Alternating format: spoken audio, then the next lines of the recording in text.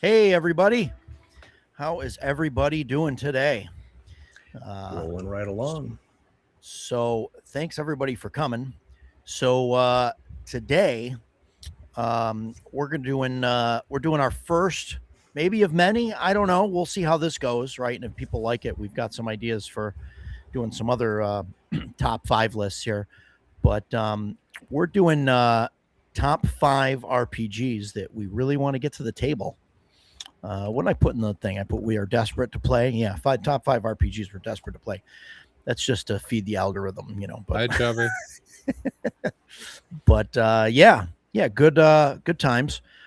So first, as always, I just want to let everybody know that Emperor's Choice is sponsoring us. So we got some stuff there. Yeah, it's just enough to cut Jason off a little bit. Amazing. Perfect. And but yeah, there's their stuff. We got they got the box set. I think this is going to be their new box set going forward until they have the new game done, which is going to be 2028, I believe. But we'll be talking to them in a couple weeks about that. I believe August 4th they're going to be on the show. But that's the link for the box set there. And yeah, so check that out. It's on sale right now. I don't know how long it's going to be on sale for. If you back the Kickstarter, you got a bigger discount. They sent you an email with that. So if you didn't get that, email them and they'll figure it out. Yeah, Chubby, Dan seems to I forget his terminology for it. What's the word you use? It's not weasel. That sounds terrible.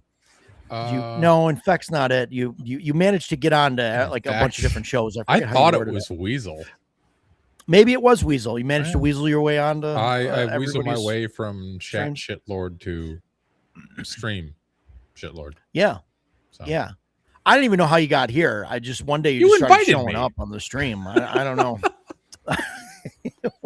It's like a Pokemon evolution thing. Yeah. Next year, if your final form, you'll be hosting. So watch out, Roger. Oh, there you go. Right. Absolutely, you, Roger.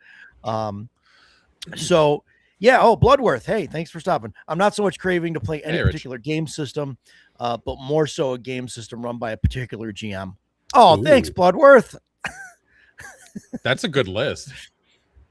Yeah. What GMs that we want games to run want for us? Specific people to run. Yeah, it's kind of like I want. I don't want to embarrass everybody by being the top of everybody's list, though. I mean, that's just. Oh, thanks, Rich. I have one GM on my wish list. I said Greenwood.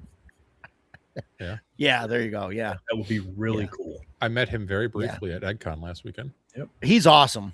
He's awesome. Cool dude. Time I've met. In fact, he wished me happy birthday on a video. It was pretty badass. I still have. It. That was 2 years ago. Yeah, it's cool stuff. Yeah, it's awesome. Bloodworth wants to play in one of Dan's Hyperborea games. Cool. Aw. Cool stuff. Oh, and one of Stan's CNC games. He hasn't jumped into one of your oh no, you don't really run at conventions, do you, Stan? Yeah. We'll have to I haven't yet. We'll have to change that. Maybe perhaps CNY next year.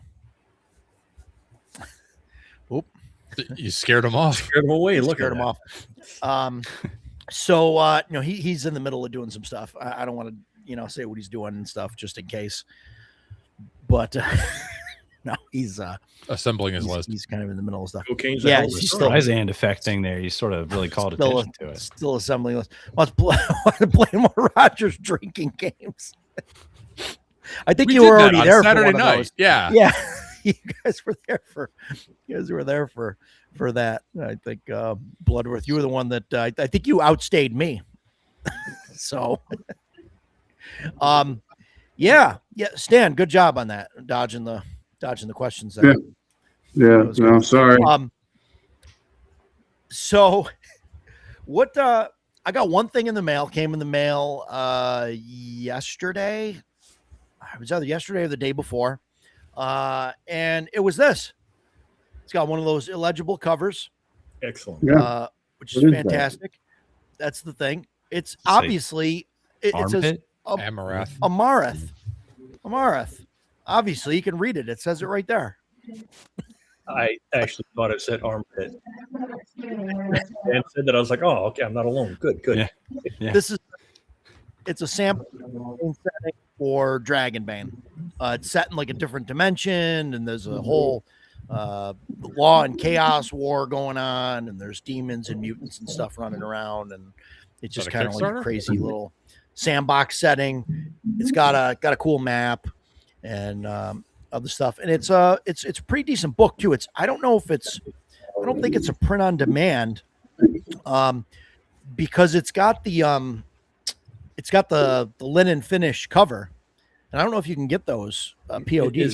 Is it a free league publication, or is it third party? It's third party. No, it's a third party. Okay. It is, oh boy, Robin Fiarum. I probably botched that, but most of those you have to apologize to any Swedish etc. type people. Those names are... Yeah. So it was created under Free League's Dragonbane third party supplement license. So, but yeah, it just seemed really cool, and so I picked it up. The layout's pretty nice. I mean, it's pretty good art, pretty good layout, all of that. So that's kind of important, But yeah, so it's just cool, and I really like that cover art. It's just really, really cool. So that's that. So it's based on Dragonbane? It's a setting for Dragonbane. Campaign and set it. It's a sandbox campaign and setting for it. So yeah.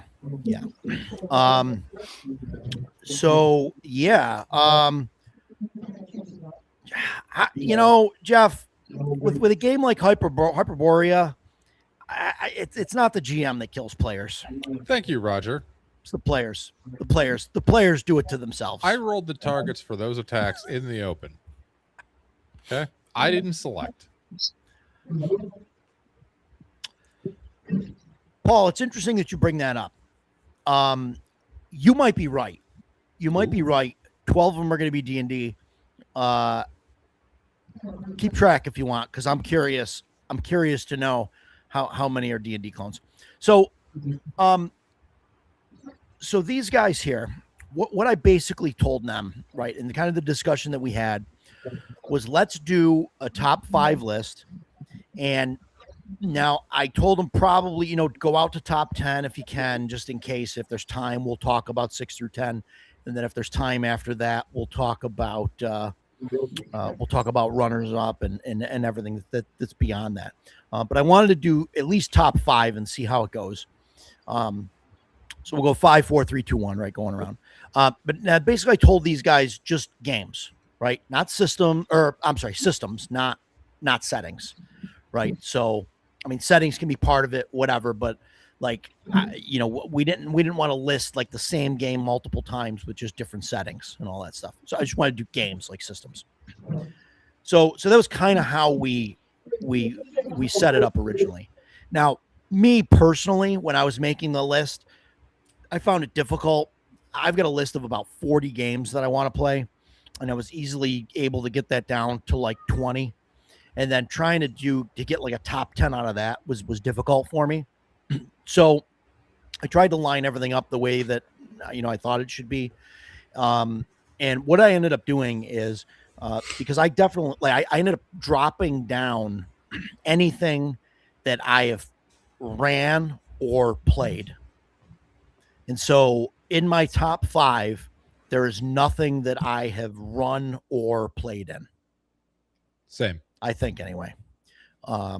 So now that wasn't a requirement. Yeah, I didn't do right. That. So I didn't make that as a requirement. So, so these guys might be different, but for me, I kind of needed that to kind of make it easy on me. And realistically, those are the kind of the games that I want to get to anyway. Like I'm not, like I'm running Shadow Dark right now. Like, so I really didn't want to put any Shadow Dark games on my list, right? Because, which caused a couple things to kind of drop further down, because of that, because I don't want to run a Shadow Dark game right after or during running a Shadow Dark game, So that was kind of what I did. I'm kind of skipping around here, guys. So what? Did you guys get anything this week that you guys want to talk about? Yes. I skipped that part. Completely skipped that part. Yeah, I know you got the book. Yeah. So what do you got, Jason? You want to? Okay. So a couple weeks ago, we were talking about arms and armor, mostly pole armor. So we ended up devolving into just a pole armor conversation. So when I was a wee lad growing up in South Florida, my local community had a very small, thanks, Andy. kind of crappy library. It wasn't anything great. 15 miles away in Naples was a much better library. So I rode my bike every weekend to Naples, Florida to go to the library because I'm a nerd.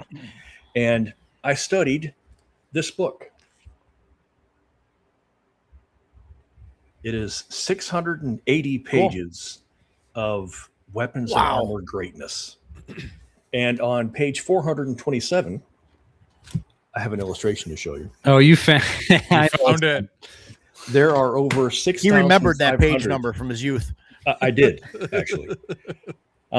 There are over 6,500 illustrations in this book. Wow, that's awesome. There are small write-ups for every single weapon and armor. And the full name is A Glossary of the Construction, Decoration, and Use of Arms and Armor in All Countries and in All Times. The guy spent his life writing this book. He himself had over 4,000 pieces. He worked closely with the Metropolitan Museum of Art, categorizing and describing all the stuff that they had. And when he died, he gave his entire collection to the Met. So it's still there if you wish to see it. Anywho, cool. On page 427, it goes into detail about how chainmail is made. So when I was a kid and I saw this, I memorized it because it was a reference book, so I wasn't able to take it home. So I memorized it. I went home and grabbed a bunch of metal coat hangers, a 1/4-inch dowel, and made my own suit of chainmail. Nice. I didn't make a full suit. That's a lot of coat hangers. But I made a mail coif. I put it on and it cut me in hundreds of different places. I pulled most of my hair out because I had no clue of what I was doing. I didn't know you should have a piece of cloth over your head before you throw the chainmail on. I didn't know any of that stuff. Learned it quickly though. So anyway, I made my own chainmail coif using this. It was awesome, despite butchering me. So after our discussion a couple weeks ago, I remembered this book, and it took me a while to find it, but I got it, and I have been dying to talk about this thing for 10 days. There is a 1 of 35 limited edition print that I found online. It's $995, which is a little bit out of my price range, but someday it may be sitting on my shelf. If you have any interest in actual real arms and armor from any civilization, and it goes all the way up to modern firearms. It's incredible. Get this. This paperback was $50. You can find it on Amazon. I think I got mine on Thrifty Books, but it is absolutely incredible. Zagig, it is a glossary of the construction, decoration, and use of arms and armor in all countries and in all times. And dude really means it. It is incredible. So there you go. I've been dying to talk about this, and now I'm done. Who's next? Awesome. That's awesome. Stan, what do you got? What do you got? I only got one thing, which is good. I got my copy of Silver Bayonet. Oh, nice. Yesterday. Silver Bayonet. Yep. So I just started reading it, but yeah. Down that rabbit hole of Jason, can you find can you find that on Amazon or Thrifty Books or wherever and put the link in the Will do. Yeah, I'll do it right now. Yeah. And we'll put it on there, yeah.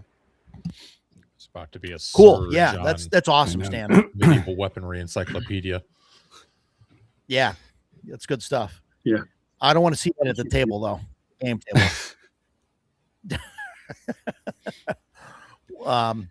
Matt, how about you? You get anything? Yeah, I got a bunch of stuff. So it was DCC day on Saturday. Cool. So I got the DCC day one, and then these were the freebie and a couple that. So I did that, and then while I was there at Showcase, they had the out of print Lankmar box still on the shelf for MSRP, so I grabbed that because I had the other one, but I didn't have this one. So yeah, so I'm happy that's about the that. That's the new one, or the Greatest Thieves of Lankmar. Yep. Yeah. Since they're not making either of those anymore, so I figured I would grab it. Then I got the new Pendragon book. This game might be on my list somewhere.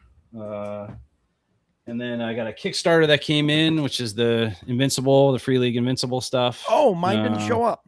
Yep. So that just came Saturday, I think. It looks good. I mean, it's year zero engine. It looks pretty good. If you ever watched the show, the wound table is like very accurate to what happens to people in the show, which is kind of cool. Nice. Yeah. And then I'm just curious to see if it scales well. Oh, the last thing I got to be careful with because I actually have a messed up hand. But oh god, there's Roger. There's the. My god, yeah. Oh, it's freaking huge. So yeah, that's the 3-volume set for Gods of the Forbidden North. Holy crap! It has to weigh 30 pounds. It's pretty ridiculous. Wow. Yeah. Wow. So yeah, so I got a lot this week. Cool. Lankmar's a lot of fun. So fun times. Dan, how about you? You get anything? Get anything this week? I was at EggCon, so I picked up Night Shift. Oh, cool. Jason Vey. You didn't grab that at CNY? I did not, strictly because of carry-on luggage space. I was trying. Right. And I had to leave some things in the hotel room at CNY. So, and then the other thing I grabbed at where the hell was I? EggCon was these GM cookbook things from DM's Org. They're for Hackmaster, but there's like a bunch of like cool tables and stuff in here, and like this one's Critical Hits and Wounds, and they were $5 each. And I was talking to him for a while. He was a cool dude. Oh, that's not bad. And yeah, so I picked these up for just random reading. And I like zines, and I really like it when zines are, $5. Not non-RPG wise. The other thing I grabbed was I had a saved eBay search for this, and one finally showed up for a 2-digit number instead of a 3-digit number. Ooh. So I was able to grab this, and it's a really nice copy for $42. And that's then also same seller also posted this, so I grabbed that. Oh, nice. Yeah. I try and grab those when I see them. Yeah, save searches are good for that kind of stuff, because every now and again you get some. And the other nice thing too, they're not like old library copies, which drives me nuts when I get that on a used book. Like crazy stuff. I've seen some stuff out there with they got the little free libraries out there and all that. Mm-hmm. People stamp their books, and then some people will go and take them and like sell them on eBay and stuff. Yeah, I've seen that before too. In fact, I think I have one of those. Crazy. Yeah, it's just crazy to me. From like a little free library in like Little Rock. Like, why? Yeah, so. And somebody's going there and like cashing out, taking the books. So top five RPGs. So that's so basically what I was saying. That basically what I did was there's nothing on my list that I've played. I've played in or ran in the top 5, and so that's all stuff that I want to get to the table that that I haven't played. So that's, like I said, I didn't put that out there for everybody else. I just kind of ended up doing that myself. Did you guys do anything strange or anything that you guys want to say off the cuff before we get started? Or most of mine I've done a one shot here or there, but all the things that I have are games that I have never done long form and would really like. Yeah, that's what I have. Okay, cool. And all right, so we're pretty good there.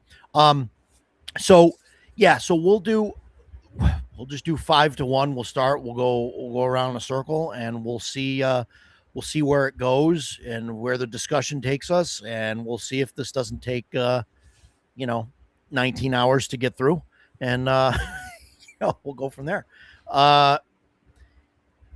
What Well, we can just start. I mean, sorry, that wasn't in the live chat. Stan, I'll start with Matt and go clockwise, so that you'll be last. Right? Does that sound good? That work for you? I was going to have Jason go first, so I can go last, but that's fine. We can do that. So Matt, do you mind starting us off with with your number 5? No, I don't mind. I only brought props for a couple of these because most of them are going to be really well known. This is the one I don't think you guys will have on your list anywhere. I'm cheating a little bit because it's like two games or like sister games, Spire and Heart. So they're by Rowan, Rook, and Descartes. I've played each of them once at a con at Gen Con. I did Spire at a Gen Con, I think 23, and then I did Heart in 24. So real briefly, so Spire was the game that came out first. The idea behind it is there's a mile-tall tower. Nobody knows where it came from. The drow came upon it and occupied it because it was empty. And sometime after that, the high elves came in and basically conquered them and subjugated them and took over the highest parts of the tower and basically made the drow like their serfs and subjugated them. And so the point of the game is basically it's sort of a fantasy Rogue One, or like if you think about like low level Dark Sun, like the original Dark Sun books, is sort of like this seemingly hopeless rebellion against an impossibly powerful enemy. And it's all about like, what are you willing to sacrifice to make like the tiny, small incremental improvements that will eventually lead to, the high elves being overthrown. So that's Spire. And then the sister game Heart uses the same, more or less the same system. At the bottom of the tower, and probably the reason why it was unoccupied, is this kind of magical, somewhat undefined sort of Cthulhian force called the Heart. And the closer you get to the Heart, the more reality starts to come undone. And so the game of Heart is sort of like a hex crawl where you're delving to locations, but the map isn't defined because the locations don't connect in a normal sense. It's sort of like the Heart creates this liminal space that is sort of different every time that you go through it. And once you find a location, it sort of anchors it. So it comes with this map where you sort of identify the locations and how they connect. Spire has weird classes. Heart has like some of the weirdest classes that you'll ever come across. There's one where your body is being overtaken by bees. So like parts of your body have been replaced with like wax honeycombs, but it's kind of like in BioShock, you can shoot bees out and do different things with the bees. That's one of the less weird ones, honestly. They get like, there's a lot of body horror in Heart. It's sort of like if Spire is kind of Dark Souls, then Heart is sort of Bloodborne. They're D10 dice pool games. They're definitely not meant to be played for years. Like they are meant to have like an arc where, like in Heart, your character actually has like a final ability that is this like ultimate kind of flame out that results in your character dying or becoming an NPC or destroyed in some way. There's a subway system in the tower that used the energy from the Heart and had to be abandoned because it couldn't be controlled. So one of the classes in Heart is like the knights that were sort of the guardians and stewards of the subway system. And like their ultimate thing is basically like to sort of cut like a new train. They sort of like morph into like the train and blast like a new hole like through reality and establish like a new train line.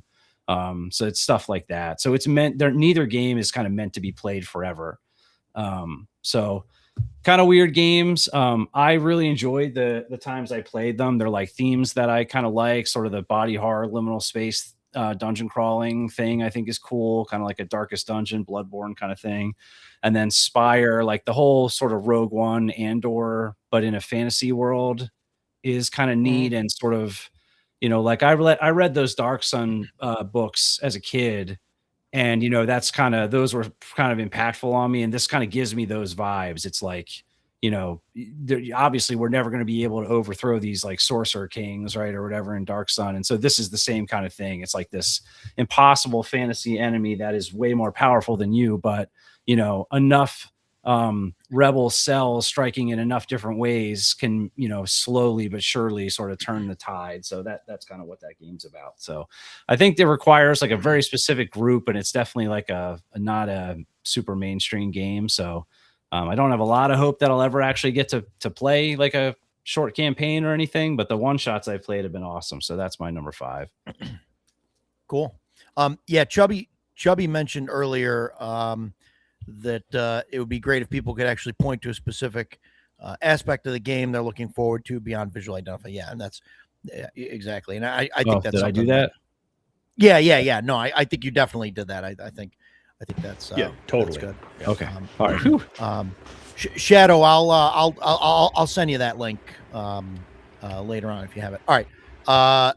Stan, I'm going to move you here. Is this going to work? Oh my God. Is that how we were? Yeah. Okay. Yes, that's how we were. Fantastic.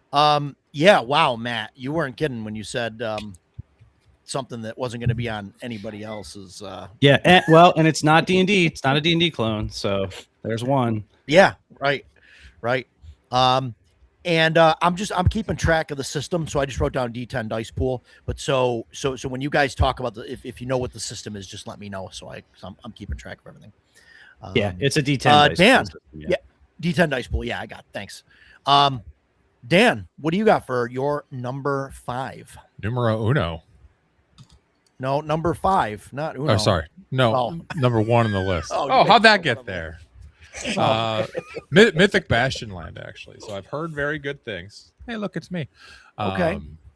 But I've not. I know it's based off of Into the Odd, and I'm familiar with Electric Bastionland. I have not played any of them. I've heard very good things about Mythic Bastionland, so I want to try Mythic Bastionland. And I was actually trying. I know there was a game at CNY. I tried to get into it, but it was full when I checked initially, and also it was at the same time as something else. That was part of the issue with Rogers Con. There's too much cool stuff. So, yeah.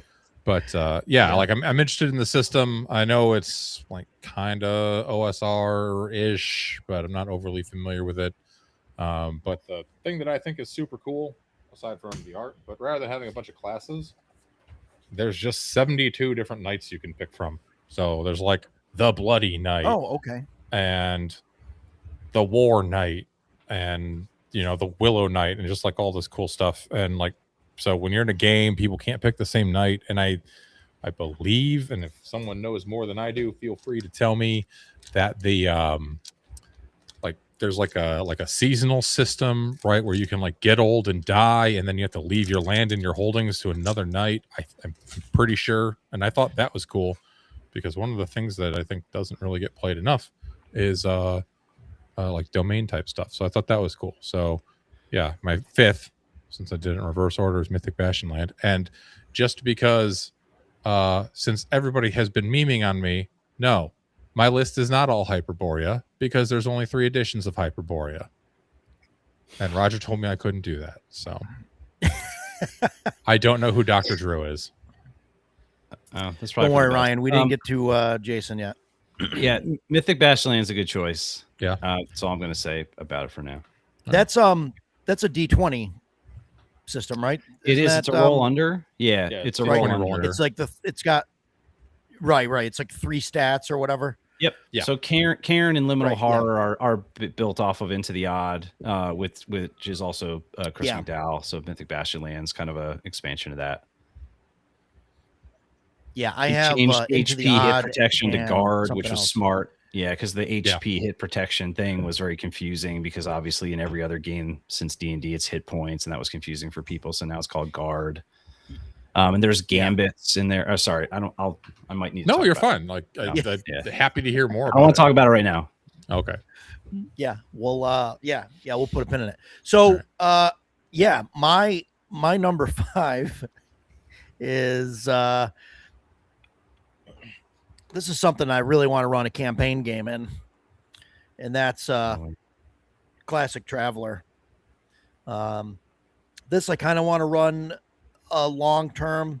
I'd say long term. I really want to do like a hex crawl with it, like a resource management hex crawl kind of game. Basically, I want to run Star Trek Voyager, basically with it, with the serial numbers filed off. But basically, like where the group is is like stranded on a starship with like a bunch of resources and stuff, and they basically got to get across the hex map, and the hex map is going to be blank and just kind of roll randomly what's here and there. And I mean, I've got some spots that are that are going to be pre-planned, but then like fill the rest in with like random hex crawl stuff, because it's got a great interplanetary generation stuff and all of that. And I think that'd be awesome.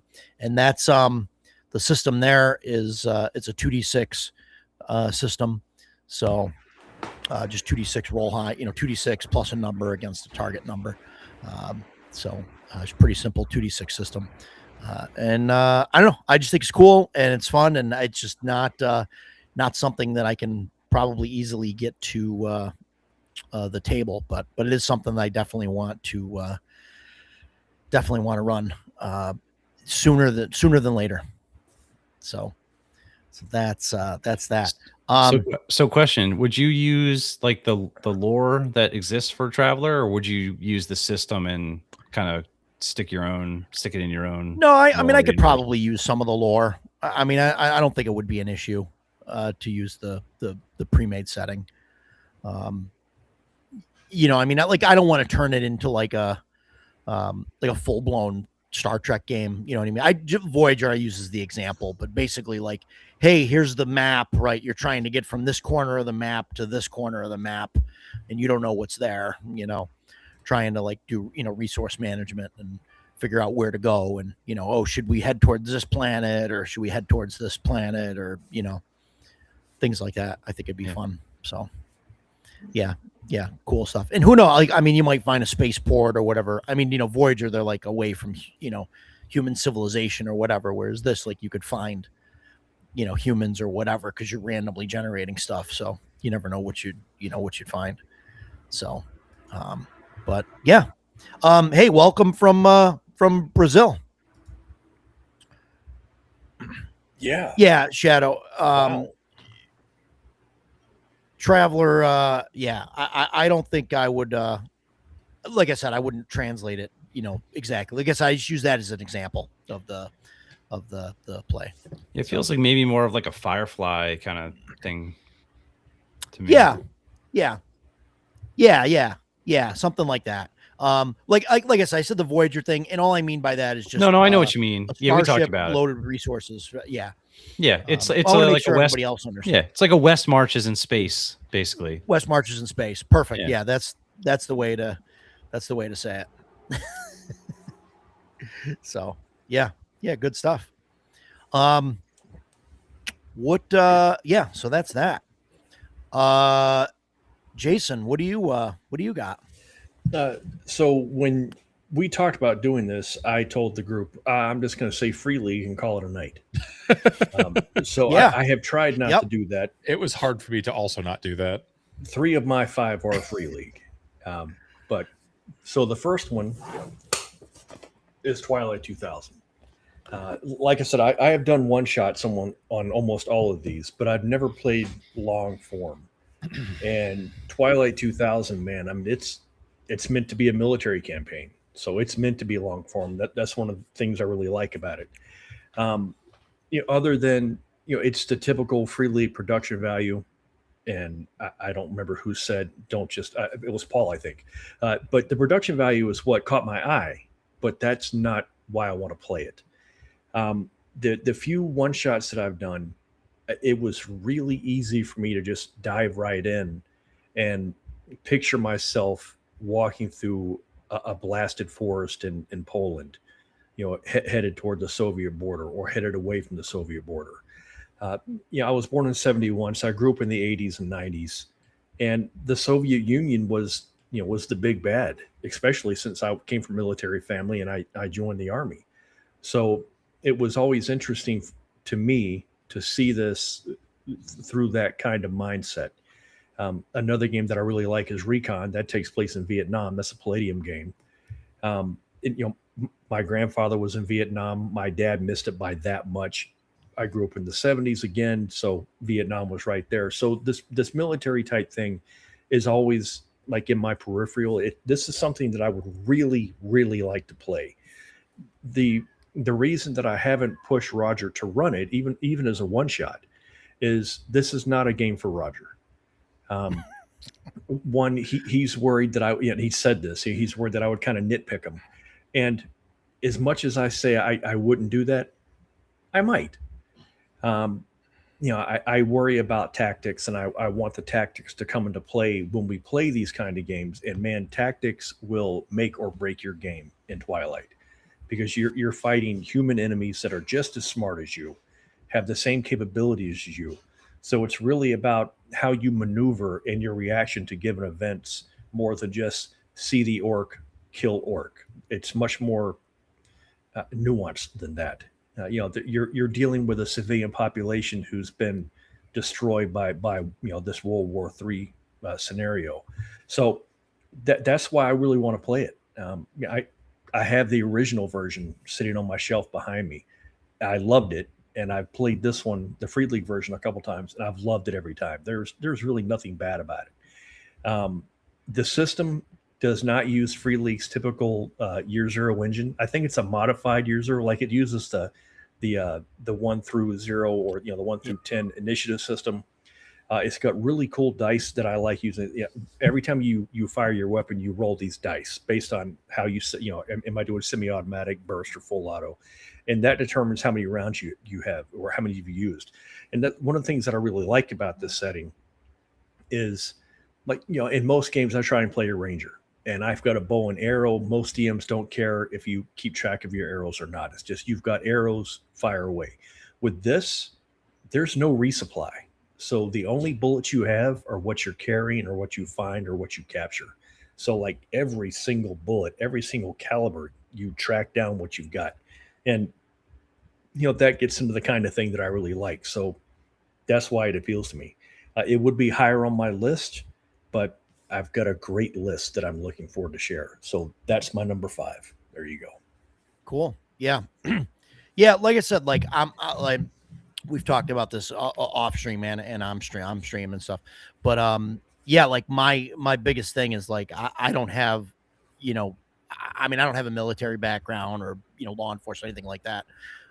So I my use of military tactics and or like my knowledge of all that stuff isn't like a huge wealth of information. So I think that would kind of I don't think it's, in fact, I know it's not necessary to play it.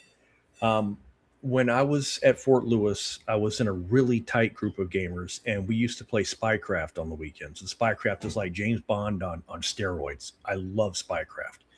There were 4 of us that were all in the military, and there were 2 civilians. And the way the 4 military guys handled their characters was so much more precise than the 2 civilian characters, because there's a lot of military stuff going on. You're taking out bad guys as James Bond, more or less. So, and that's in no way meant to insult civilians. You just look at things differently, because I've been trained to look at them differently. So I don't think you need to have the experience in order to play it or enjoy it. But me having military experience makes me look at it a certain way that other players may not. Yeah. Yeah. I mean, one thing, Roger, that might help you, because this has come up for me a few times running games. Like if I were going to run Pendragon, for instance, I'm not, that's a game I'm scared to run, because I'm not, I know very little about King Arthur mythology, very surface level stuff. But one of the few things that I think AI is good at is this kind of thing. You could Google, what is the rank of such and such in the Polish army in 1996, and it'll tell you, right? Absolutely. So there's definitely some opportunity to fake it that maybe would have been harder in years past.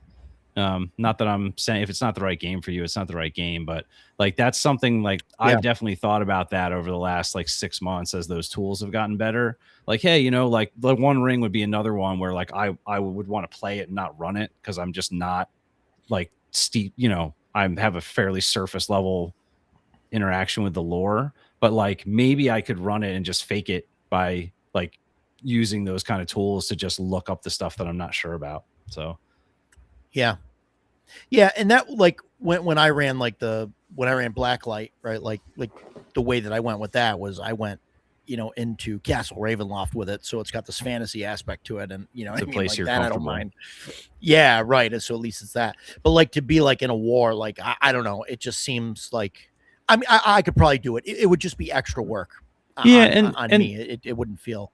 And Twilight 2000 also has a very kind of West Marches kind of play to discover thing to it. Yeah, yes. It's not like you're part of, you know, you're not taking part in like a large scale war. You're sort of just a ragtag group of survivors. It's almost like cut off without from everything, the supernatural in fact, stuff. One of the critical plot points in Twilight is the last radio message that you receive from command is you're on your own.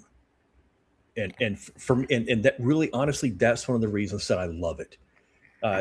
There is no one come to save you. There's an Apache is not going to fly in and take you away. You are on your own. Survival is completely up to you and how you treat your surroundings and the people that you meet. I just think it's great. Shadow and Sun asked, why not the original Twilight game? If you're asking why am I choosing Free League over the original, the only reason that is because the original is so hard to find. I found mine in a used game shop. In fact, Roger and I were hanging out, and I found it. I grabbed it and brought it to the register, and I didn't even look at the cost of the thing because I have never seen one since the 80s. And I think I paid $80 for it, and I was whistling Dixie when I walked out of the store. I was absolutely thrilled to have it at $80. But that's why, you know, I can't go to Amazon or eBay and buy like 5 more sets of this and hand it out at the table. Whereas Free League, I'm like, bam, here you go. Here's everything you need. So that's why for that. But the original is much more simple. You know, and I think Free League easier to play. So I think Free League has done a pretty good job at keeping like the original stuff like intact and revitalizing it for like they haven't touched anything and done a bad job at right. You know, and it takes place in a mythical World War III in the 80s. You know, it's like Red Dawn, that era. So you're not going to see, you know, the M1A3 Abrams rolling through or anything. It's 1980s, early 90s weapons. That's what's there. So yeah, I think they did a great job with it. That's it for me. Yeah, next, cool. Stan's got to go. Yeah, Stan, are you ready? Oh, did you get the system for that, Roger? Yeah, I wrote down Mutant Year Zero and moved on. So my number 5 was this Imperium Maledictum. Nice. Wow. And specifically there's this, but there's the Inquisition books that they've put out since. I would really like to do that because I am a big fan of Warhammer 40K, even though I don't play the game. I like the setting is awesome. It's got a little bit of everything in it. It's got your futuristic stuff. It's got your fantasy stuff. It's got horror. It's got all that stuff. And you can play any style of game with it because this book itself. I mean, actually, I take that back. With this book, you can play just about anything, but you cannot be a Space Marine. That's a different game. It's Wrath and Glory or something like that. But yeah, that was my number 5. It's also a percentile D100 system. I was going to ask. Yeah, I wasn't sure if that was a percentile or not. Pretty sure. Yep. It's a bit crunchier than most games that I want to or are interested in playing, but because of the setting, that made the list. Yeah, I have those too. They're on my list somewhere. I think also they're really cool books. I just like to read them. Yeah. They're like the Warhammer stuff's so cool to read. Yep. That's one of the things about the Imperium Maledictum books. If you just like the lore of 40K, they're worth having because they really just break it down, and it's because that is a hurdle. Like it's almost like like a Lord of the Rings Middle Earth level hurdle of knowing the lore to run the game. You know what I mean? Like there's so much of it; it can be very daunting. And the books, the game books, do a really good job of just like giving you that information in digestible chunks. Yeah, Edgelord, you cannot be a Space Marine Imperium Maledictum. That's a different game. But what about a Chaos Space Marine? No, definitely not. They're a different color. They're also godlike beings, so no. They have a game for that. Yeah, Shadow. Yeah, the guys are going back and forth about Luke Hart. He that's his way of handling 5e combat bloat.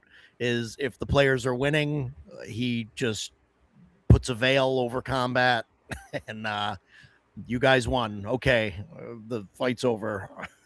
That's which I mean, that's one way to do it. I guess I can't complain about that too much, but then it's also like, why bother do combat? Yeah. But, I would like to experience the win every now and then. Oh, look, we're losing, so feel free to beat the crap out of me for half an hour. No, like, yeah. So I don't know, but yeah, yes, Full Metal, Wrath and Glory. Yeah, that's the one, the Space Marine one. Yeah. That's that. I have Rogue Trader, made a character for it, and then never played the game. Isn't that supposed to be coming back out? Because it's been out of print for a while. Yeah. It's supposed to be. I bought Rogue Trader because I think it had a Keith Parkinson cover. I'm pretty sure. I saw it and I was like, "Oh, this looks great." And then I took it home and read it, and I was like, "Man, this is incredible." Couldn't find anybody to play it, and I got rid of it. And I looked a couple weeks ago. That's too bad. Oh, it's worth a lot. Oh, dude. Yeah. I looked a couple weeks ago. I was like, "Oh, yeah, I'm going to pick that book back up." I was like, "Good Lord, no, I'm not." That's another reason. It wasn't Rogue Trader. It was Dark Heresy. Oh, that's another one. That's the Inquisition. Dark Heresy was the one. Yeah. Well, that's why I've been getting these too, is because if you look at those old GW RPGs, they're stupid expensive on the secondary market. And so I'm like, well, I'm going to snag, I got both the Inquisition books. There's an Adeptus Mechanicus book coming out. I plan on getting that as well. That too. And it could be very much a guilty collecting pleasure as far as like if I never get it to the table, but they're definitely worth their money later on. Yeah. I always thought Rogue Trader was kind of also like Firefly, but in the 40K universe. It was like a really cool. Yeah, sure. I keep hearing they're going to bring it back because they made the video game, the CRPG. Yeah. And that did pretty well from what I understand. So. Yep. They're making a Dark Heresy Inquisition game too. The same company is. That should be fun. Yeah, they do really good because that company, it's Owlcat Games. They did 2 Pathfinder games based on APs, which were really good. And I have Rogue Trader. I haven't played it as much as the Pathfinder games, but it's good. It's really good. And those Pathfinder games are really the only worthwhile way to play Pathfinder 1. Yes. And now nerds will get mad. It does all the math for you. Yeah. Exactly. What Death Watch. Dan, don't give away spoilers. Let them go back and watch it. I'm sorry. I'm trying to be a good friend. Go back. I forgot about Death Watch was in that series too. You missed it, buddy. Death Watch was the one where you played Space Marines and you were basically like mowing down, your attacks would kill like 100 mooks or whatever because it was like that was a fun one. Death Watch is attached to the Inquisition. I'm just kidding, Agile. Yeah, they're like the most powerful of the Space Marines or whatever. They come from I just remember the chapters. The bolt gun could kill like 100, like regular people. It was just mow down, dozens of people per attack. Yeah, they're interesting. I like the Death Watch actually. Yeah. Cool. All right. I'm sorry. Matt, what do you got for number 4? I didn't bring this because everybody knows what it is. So and I may be cheating a little bit. So if you guys need to boo me, you can. But so my number 4 is Old School Essentials, and I've actually only played it once. I obviously have played BX and first edition back in the day, but the reason why is I have this increasingly large collection of OSE and OSE adjacent materials. So like Stygian Library, the Lazy Lich stuff like Woodfall and Willow and Haunted Hamlet, Fever Swamp, Ave Nox, Valley of Flowers, Vast in the Dark, the Merry Mushman stuff. All this stuff is like some of my absolute most favorite stuff in my collection, and it's all pretty much keyed for OSE. That's my number 4 would be ideally to actually get to be a player in kind of any of those things that I've kind of some of them I've read, so I probably couldn't play, and others I have kind of just flipped through and I'm purposely not reading so that I can hopefully someday play them. It doesn't matter, because like I said, in this scenario I'm playing, I'm not running it, so it's not like if someone was like, hey, I'm gonna run Valley of Flowers, and I was like classic or advanced, and they said the wrong one, I'd be like, I'm not playing then. Like it doesn't matter, I just want to get to experience those materials. So that's why, I mean, I'm not, OSE itself, I have read both books a lot of times. It's like one of my kind of go-to, if I just feel like I want to look at the right way a book can be laid out, or how to communicate something, like things that I'm working on my own for modules, like the way their modules are laid out. I know there's some debate, like if you bookend, there's like the OSE like house style, and then there's the Goodman Games style. They're like the polar opposites of how you communicate information and how you lay things out. And I like both games a lot. So, but I find that to be a really good source just to go back and read. And it does kind of like when I get in the mood to read the BX or 1E stuff, I usually get about 5 pages in and go, ooh, these really aren't they're really not that fun to read. And then I'll just grab OSE and be like, this is so much easier to digest this information here. So, that's my number 4. So there you go. I think they did a fantastic job with their, I think they did a fantastic job with their advance too, where they basically took some stuff from like 1E and like that and sort of made it work within the basic framework. So they made it easily digestible kind of stuff there. So I don't think it's that much of a step up in complication. There's just more of it. So and I mean, and now they're doing away with, not doing away with basic. They're just only going to print advanced now as their main thing. I agree, Ryan, with that 5e just makes it so that people have to have bizarre faces. Don't make me get my sign if you keep talking about 5e. But OSE is a good one. That was further down on my list. It fell in with everything else. I have some honorable mentions that are OSE adjacent.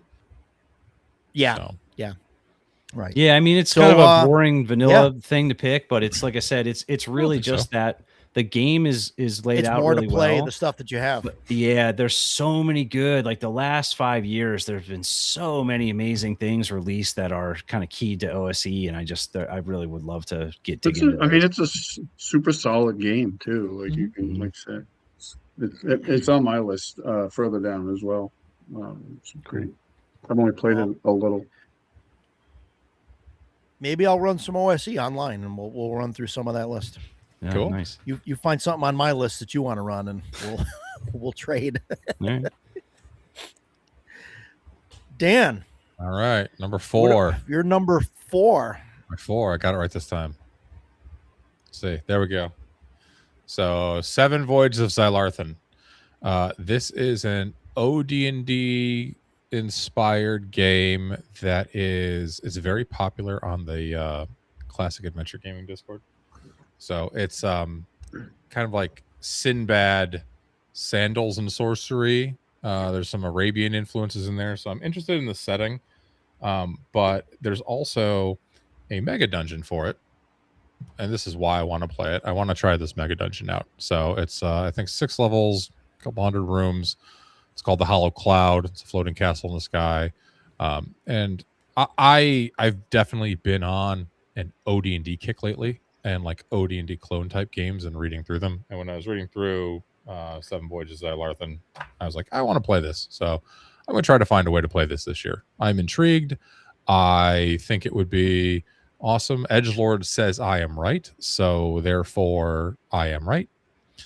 Thank you, Edgelord.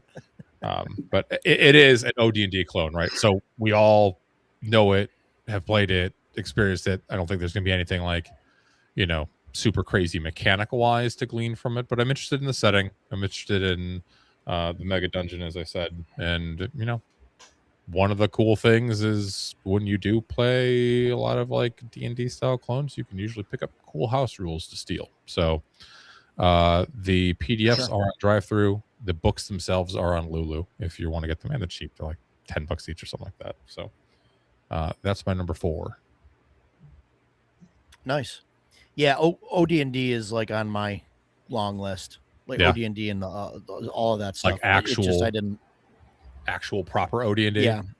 Well, OD&D or anything that's it is related Seven to Voyages it or whatever, of like Xylarthen Shadow. Yeah. ZYLARTHEN. Not spelled with an X like I think it should be, but that's fine.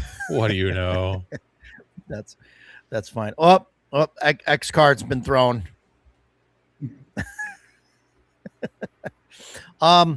So my number 4, is that where we're at? Mm-hmm. Yeah, sorry. Numbers are hard. This is another thing that I kind of want to run a longer campaign of. But obviously I'd want to start with like a one shot and make sure it's for everybody, and then do something longer. But that's Call of Cthulhu. I've got the starter set here. I'd like to run, Masks. That's like the one that everybody, talks about and all that. And that's like a couple of year campaign. And you can do it in a year. I would love to, you could do it in a year. Do it in a session. We did it in a year. We did it during COVID.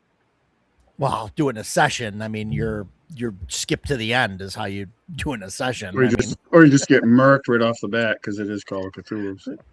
But yeah. No, we did it. We did it in a year. We played like every Saturday night for a year. It was awesome. Yeah, best campaign I've ever played so as a player I've ever been in.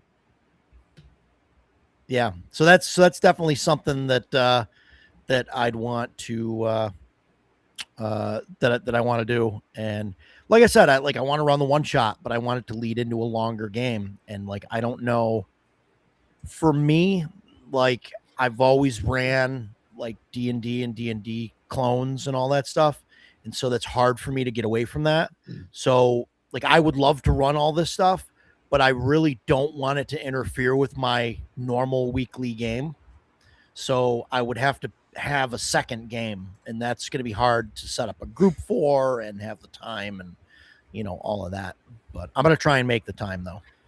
So to do that. Are you familiar with Masks? Have you like read about it or ever seen it played or anything? Oh, very, very little. Yeah. I mean, I've seen some stuff online and watched some videos on it and all that. And I've looked at some of it, but not like in depth. I think one of the things I like about it the most is like all the locations have these kind of side quests. It's sort of like, the way X-Files or Fringe would have like the overarching mythology plot episodes, but then they'd have these kind of unrelated little monster of the week, like side episodes. Some of those little like side things in Mass are like so cool. I think they did such a good job kind of making this amazing campaign that's like 50% of what's in there, but then the other stuff is like also amazing, even if it's not related to the main like plot. It's just really, really cool. Yeah. I bought it while we were playing it, but I never even took the plastic off it until we finished the campaign. And it was fun to look at it like afterwards, and like the stuff that we didn't get to, like I'm like, Australia? We never went to Australia. What the hell? Like it was really neat. It's really, really good. Yeah. I have the PDF of those Shadow. Those are awesome. Those cards. So I do got to print them out. I got to find a decent card printer where I can have the set print instead of me printing them and laminating them. if you wanted to do just like a one shot, there's a modern Call of Cthulhu. What's it called? Viral? I think it's Viral. Yeah, Viral. Bud from Bud's review room that just passed away recently. He was one of the co-writers. That's like a really, really, really good Call of Cthulhu module. And I like the modern stuff sometimes because you get, like I told you before, you get to dodge all the funny talking and did they have XYZ or zippers invented yet? Like that kind of stuff. So, if you want to sort of see if you like the system and kind of wrap your brain around it, like that's a good, like I really highly recommend that one. I ran that a couple times. It's always, it's good. It's creepy. It's a good one. Viral. It's Viral. Yeah. It's on drive-through. Yeah. It's like $9 on drive-through for the PDF. I'll definitely. Yeah. I'll definitely, look into that and see. And then you can use the game for modern. It's the same rules. You can just use the same. Yeah. Okay. Yeah. They like slightly modify the skills a little bit for modern, right? So there's like computers, which you don't have in the 20s and 30s. Sure. It's like, but it's very minor. Yeah. Yeah. Cool. But yeah, so that's something I definitely want to run. So, but I'm going to try and figure out a game day, like during the week, whether it's a Saturday or something, and do something. I don't know if it's going to be like every other day would be like in person, and then every other week would be online with a different thing. I don't know. I got to figure that out. So this way I can play with a bunch of different people, and I don't know. We'll see. We'll see what happens. So that's my number 4, right? Is that where we're at? 4. Yeah. Okay. Mm-hmm. Jason, your number 4. My number 4 is the second free league game, Forbidden Lands. Oh, yes. And that's why. That reaction right there is why. So good. Unfortunately, this is one of the few that I have, my entire collection, that I have never played. I've read a ton of it. I've read through all the books. And I hate being like, oh, it's a great setting, because it's just such a cheap and easy out. But honestly, man, that's what it is. I really like that the humans are the bad guys, or, globally speaking, as far as the realm's concerned, the humans are the invaders. They're the bad guys. I always like to play the heroes. I usually play good alignment, but that's not what this game is. And because that is not what this game is, that would allow me to play something completely different from what I usually play. And I'm interested in it. I think that would be interesting. I would be remiss not to talk about the production value. I'm sorry, Paul, but I have to. Free League in general, their production value is always incredible. Man, Forbidden Lands is freaking nuts. I don't know how they make money off of this set, because it is absolutely incredible. The books are gorgeous. The map is incredible. And, for those of you that have never really looked at it, it's not like here's a map, you can go to town X and do this. Here's a map, start walking, and you're going to see what's in that hex when you get there. And it's got these little stickers that you put on the map. And so now it's random, but what you do and which way you go determines how the world grows around you. I just think that's really, really cool. I mean, this is a sandbox. In fact, it's advertised as a sandbox RPG, but it is the most West March of West Marches that I have ever looked at. And that really appeals to me. We actually talked about it this weekend. I play with Roger, for those of you that don't know. I play with Roger's house every Sunday. And we finished up last week's adventure. So we had a lot of time to kind of sit around and talk about what we wanted to play in the future, what we may or may not play. And Roger's focus is on a West March, and he wants to do a long campaign. Like he's talked about it. I want it to be 40 years. I'm down for that. And I looked at him and I was like, man, I don't understand why we're not playing Forbidden Lands, because this game has everything that you say you want. But for right now, Roger's got his eye on other prizes. That's fine. But it's right here if you change your mind. Can I tell you a secret, Jason? Certainly. The only reason it's not number 1 on my list is because I've run it before, but I do have 2 of the setting books I haven't played as honorable mentions. Yeah, very cool. Yeah, I love Forbidden Lands. I It's just so think good. it's so cool. I would love to see it at the table and play it. Yeah. There we go. Yeah, I mean, short and sweet. It's like Roger. It's got a lot of the stuff. It's kind of interesting, Jason, because it's got a lot of the same stuff as Twilight 2000, except it's fantasy. Mm-hmm. So it's year zero, similar kind of play to find out. Like you might like that one a lot, to be honest. So, I'm not going to say that I'll talk more about this later. Fair enough. But is this one of the but we might- crossovers you predicted with so Jason? my yeah, so maybe spoilers. So Spoiler my whole thing is that if I run Forbidden Lands, I'm going to run it in the campaign setting that I already have developed. That would be my. I know that you like the story, the story of it, and all of that, Jason. But like that's where I would run it because I have this world already developed. So whatever game I run next in this, world is going to be in this world. Sure. And that's going to change the way that a lot of the stuff works. You already use a lot of random tables during the game. So I don't think our experience will really change that much. It's a really stable system to me. I like the way the characters progress. I like the the opposing encounters that you run into. I think there's I'm just saying setting wise, sure. Like there's a lot of stuff with like the way, like where elves come from and like all of that. Like the dwarf thing is, I'm okay with them being, the builders of everything and all of that. But like the elves, the elves are basically aliens that land in crystalline form, and spoilers, by the way. You know what I mean? I mean, there's like a whole thing that just doesn't, vibe. But but we may or may not talk about that in a few minutes. So I really like the halfling lore in that book. Yeah. Oh my God, the split. There's a 50-50 shot that you're going to give birth to a halfling or a mini goblin. Human or a goblin. Yeah, it's really cool. And the parents are like bastards. Like they're just awful. Yeah. They're not. They're not. They're not from the Shire. Yeah. It's kind of very different. Yeah. The China one-child policy. Oh, a daughter. Sure is. We don't want that one. Right. Yeah, they beat up their parents or whatever. It's crazy. Yeah, that's really cool. But yeah, so there's definitely stuff. So if I run it, like I would have to do away with the lore and just use my own, which I don't think would be a big deal. But that would change some of the races and classes around. But, sure.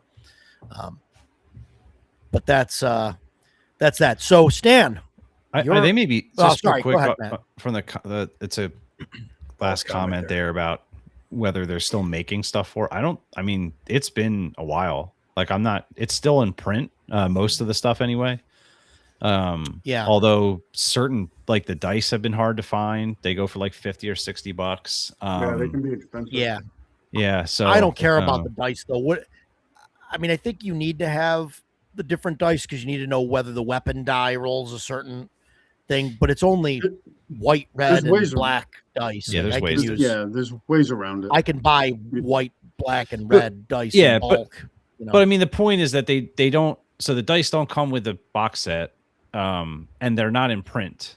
And then, like periodically, the materials outside of the core box set have been hard to find, and they have nothing new on the release schedule. So I don't know if that's just a game that they consider kind of done, or they've obviously relaunched Coriolis. They're relaunching. They relaunched Alien. They're and they have another one, don't they? They're redoing.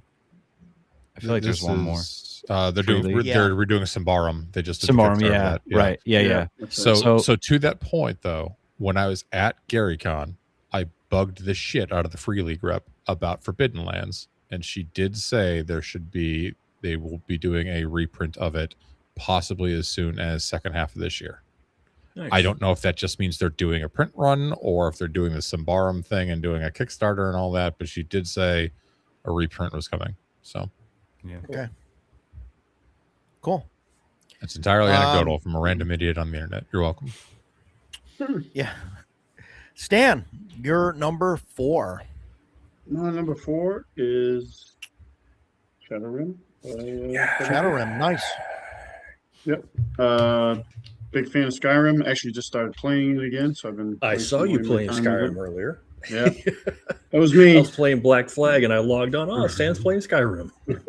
Yep. So I've been playing that, and I have a few players that are big Skyrim fans as well, so I think they would dig it. So yeah, I want to get this one to the table at some point. It's really good. Yeah, and I talked to you on the side about it and stuff. And yeah, it sounds awesome. I think they did a great job. Honestly, man, I have nothing bad to say about it. It's for me, it's another Chubby Funster home run. I think it's great. It looks great. Yeah, it looks great. I like the way he set it up with the signs and all that stuff. It has that very much the Skyrim feel to it. And I'm sorry. Go ahead, Stan. Go, please. Much better than if you took. I don't know. For example, if you took 5th edition and tried to shoehorn it into, it's not going to work. It's not going to. You're going to lose the feel because everything's very different. And I think Chubby did a great job reading through it, capturing that feel of the game. Yeah, I'm a huge fan of Skyrim, and when Modiphius secured Fallout, I thought, okay, they're going to be in bed with Bethesda, and soon we're going to see a Skyrim game. And I started thinking about it. I was like, I don't want to use the 2D20 system that Modiphius puts everything under. It's kind of clunky, and I don't really want to deal with it. So when I saw Chubby's, it's a Shadowdark version. It's not Shadowdark. You can play it completely without Shadowdark. But it was like, man, this really feels like I'm playing Skyrim. This is awesome. So it's super easy. Well, you need the great flavor. You need the level up mechanics from Shadowdark. Well, the leveling and the basic gyro stuff. But he doesn't mention the XP. He doesn't mention XP in there as far as the XP to get to the next level and all of that, and what the basic stats, stuff that we already know. Yeah, but it's not a. I'll have to. It's not missing much. Yeah, because you don't level up as a fighter. You level up under what sign you're on, and then you can spend gold to basically multi-class. Yeah, there's no classes per se. It's all under a sign. Yeah, yeah. You basically pick your race and your sign, and there's your character. Run with it. Yeah. But I think all that stuff in the beginning of the book is missing. The stuff that tells you what all the checks do, the XP, and you know what I mean. Which is normal for everybody here to know. Yeah, what all that stuff is. When I ran Shadowrim, I did not even bring my Shadowdark book with me. It didn't even occur to me that I might need it. Yeah, right, because you don't really need it. Yeah. For some reason in my mind, I always felt like if they were going to do an Elder Scrolls RPG, that would be something more like Warhammer Fantasy, 2E or something, because of the way it goes 1 to 100. It just feels like that. I mean, you can map that to a D20, I guess, but it's shocking that they've never done something. I mean, if they did, it'd be something stupid, probably like Renegade would do it, and it would be a bad 5e kind of thing, which would suck. And that's what I was worried about, and that's why when I found Shadowrim, I was like, "Oh, thank God I got this, because this is awesome." Yeah. And Edgelord, it's shocking that it wasn't done. Right. I mean, that game's 15 years old. Why did it take so long to secure a license, or why has it taken so long, to see an official product? I've never seen one. I don't know if it exists in any form outside of what Chubby's done. Because Bethesda was more interested in making sure that you could play Skyrim on your Samsung smart fridge. I would get it. I would yell "Fridge throw die" at my fridge and wait for it to throw ice cream at me. Yeah, I would also do that. Pass the milk and the Daedra heart at the same time. Right. That's exactly. Right. Mr. Crane, you're low on frost salts. Brother Ansel, any of you lads trained fighters, boxing, martial arts? I find it helps to understand what combat. I did some longsword training. That's about what. That's about the only kind of used to play fighting or Tekken whatever and Street Fighter. Is that count? I'm 300 pounds. Yeah, No. absolutely. I studied praying mantis kung fu when I was stationed at Fort Irwin, but that was 2 years, and that was 1994. So it's been 30 years. So no, I am not a trained fighter. RPG Dad, like Dakota was. Skyrim is a setting for basic fantasy. Man, check out Shadowrim. I mean, I don't know if you've. I mean, it's really good. I mean, I'm not a Skyrim guy, but like, I mean, I've got that book, and I think it's a fantastic job, and everything's there, and you really don't have to. You don't have to do anything, because it's already kind of there, set up.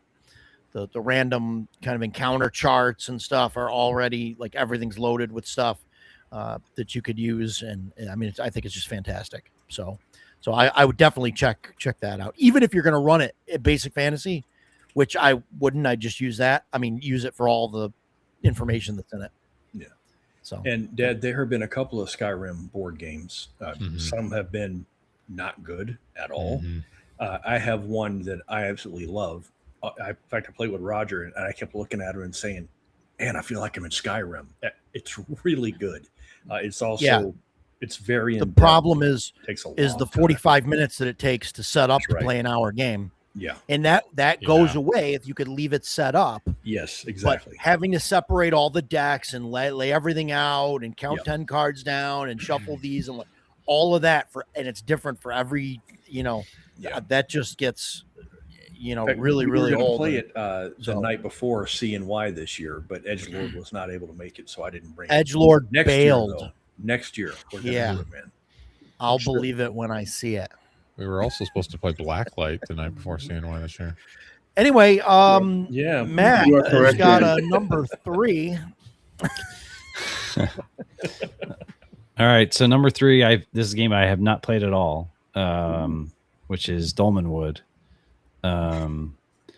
Really kind of between Dolmenwood and Pendragon and Mythic Bastionland, there's like this very real, and actually Valley of Flowers is kind of same kind of thing.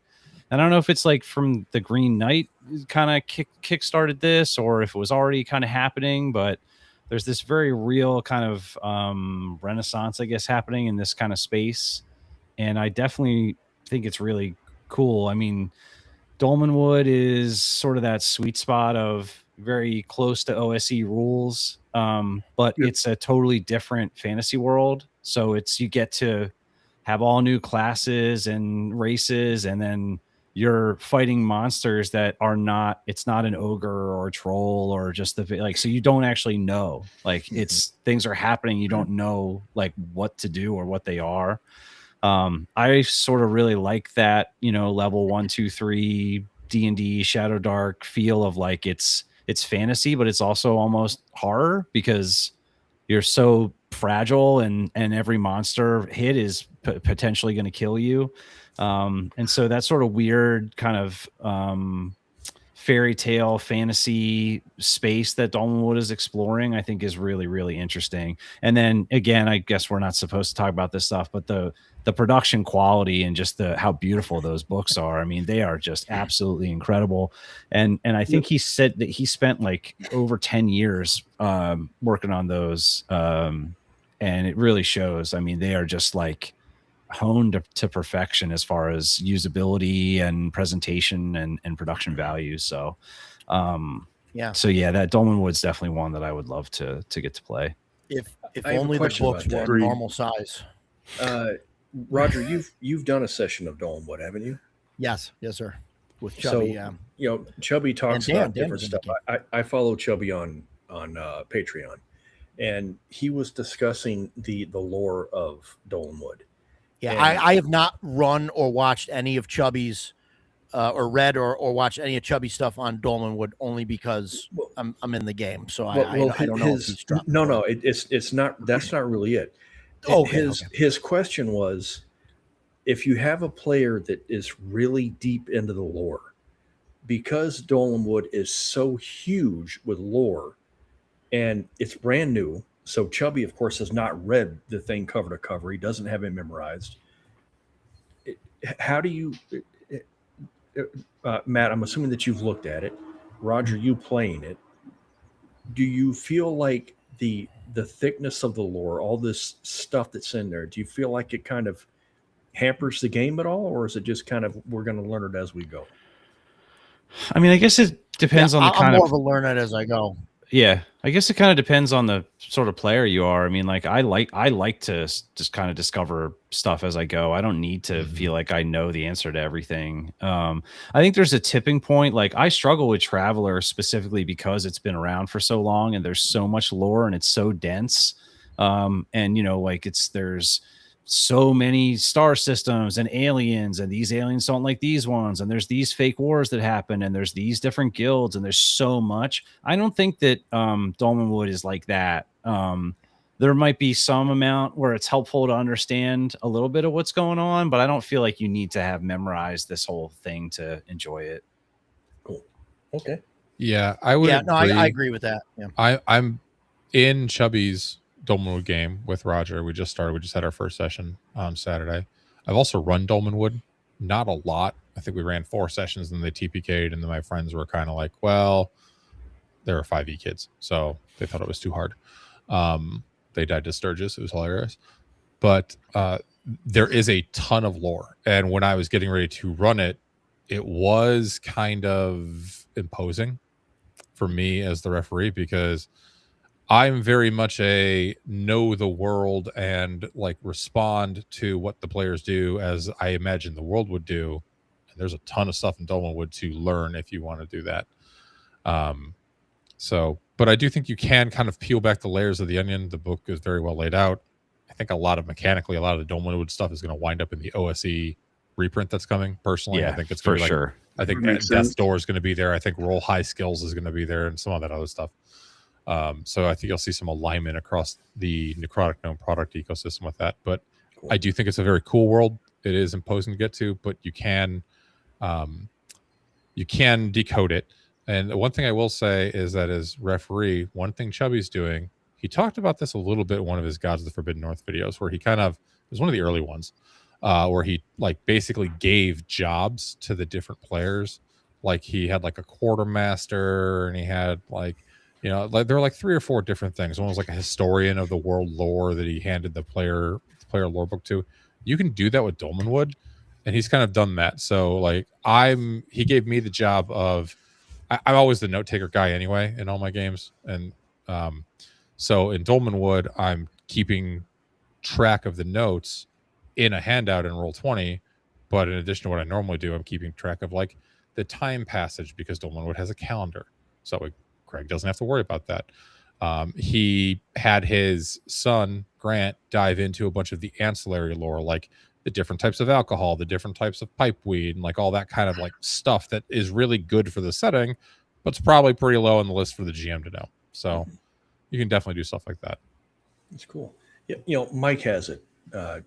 And he, a couple of weeks ago, he's talking about, you know, I'm probably just going to get rid of it. Everything I keep hearing about this game, I'm like, oh man, I want to read the books. It sounds incredible. So if he ends up getting rid of his, I am most likely going to. I mean, if you want to read the books, I mean, you're welcome to borrow mine. I mean, you know, all right. When I'm in Chubby's game, I print out the pages for my class, and you know, so I got that stuff in front of me, and I've got the PDF that I can search up if I need to find something. But I don't, you know what I mean?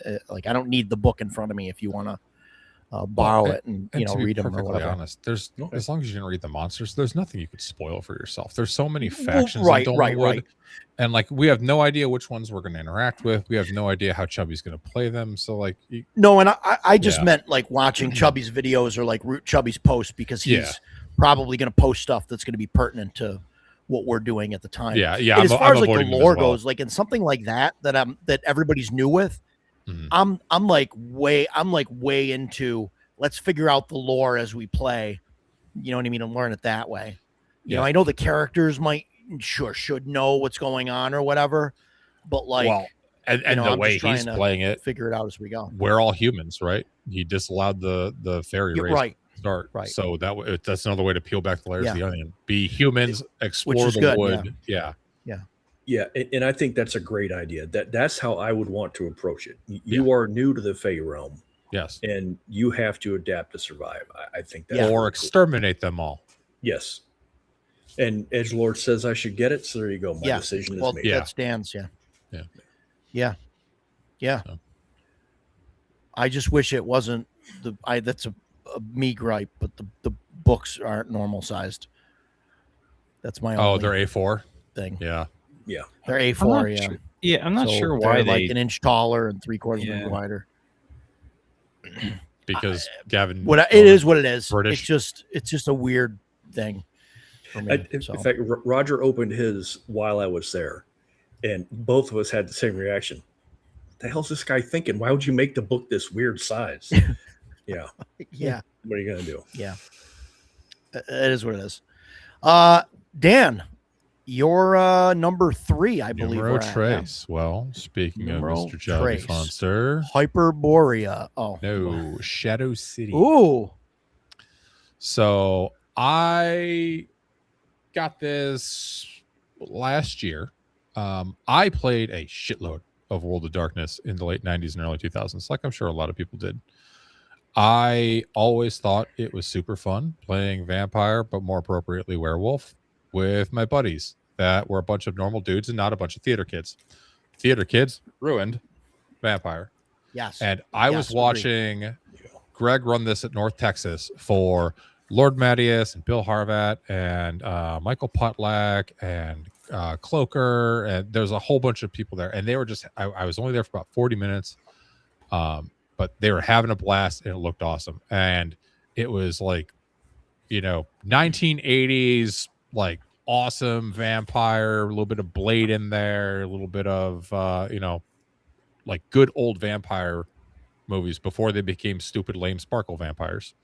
So obviously it's Shadow Dark based, played a ton of Shadow Dark. I like Shadow Dark, but I'm very curious I would love to run Shadow City and, have an awesome, badass vampire game, not a stupid, lame Twilight vampire game for theater kids. Cool. And if there are any theater kids in the audience, if you're upset, I don't care. My introduction to vampire was I had some friends that were playing it. And they were playing it over at Utica College in Strubble Hall, because that's where they would go and hang out and play games. And I got invited, and they were like, "Oh, you should come. Yeah, we're playing Van." I'm like, I don't know. I'm not into like the whole vampire thing, whatever. They're like, no, it's awesome. It's an RPG. I'm like, all right. I was running Supers games and D&D and stuff at the time.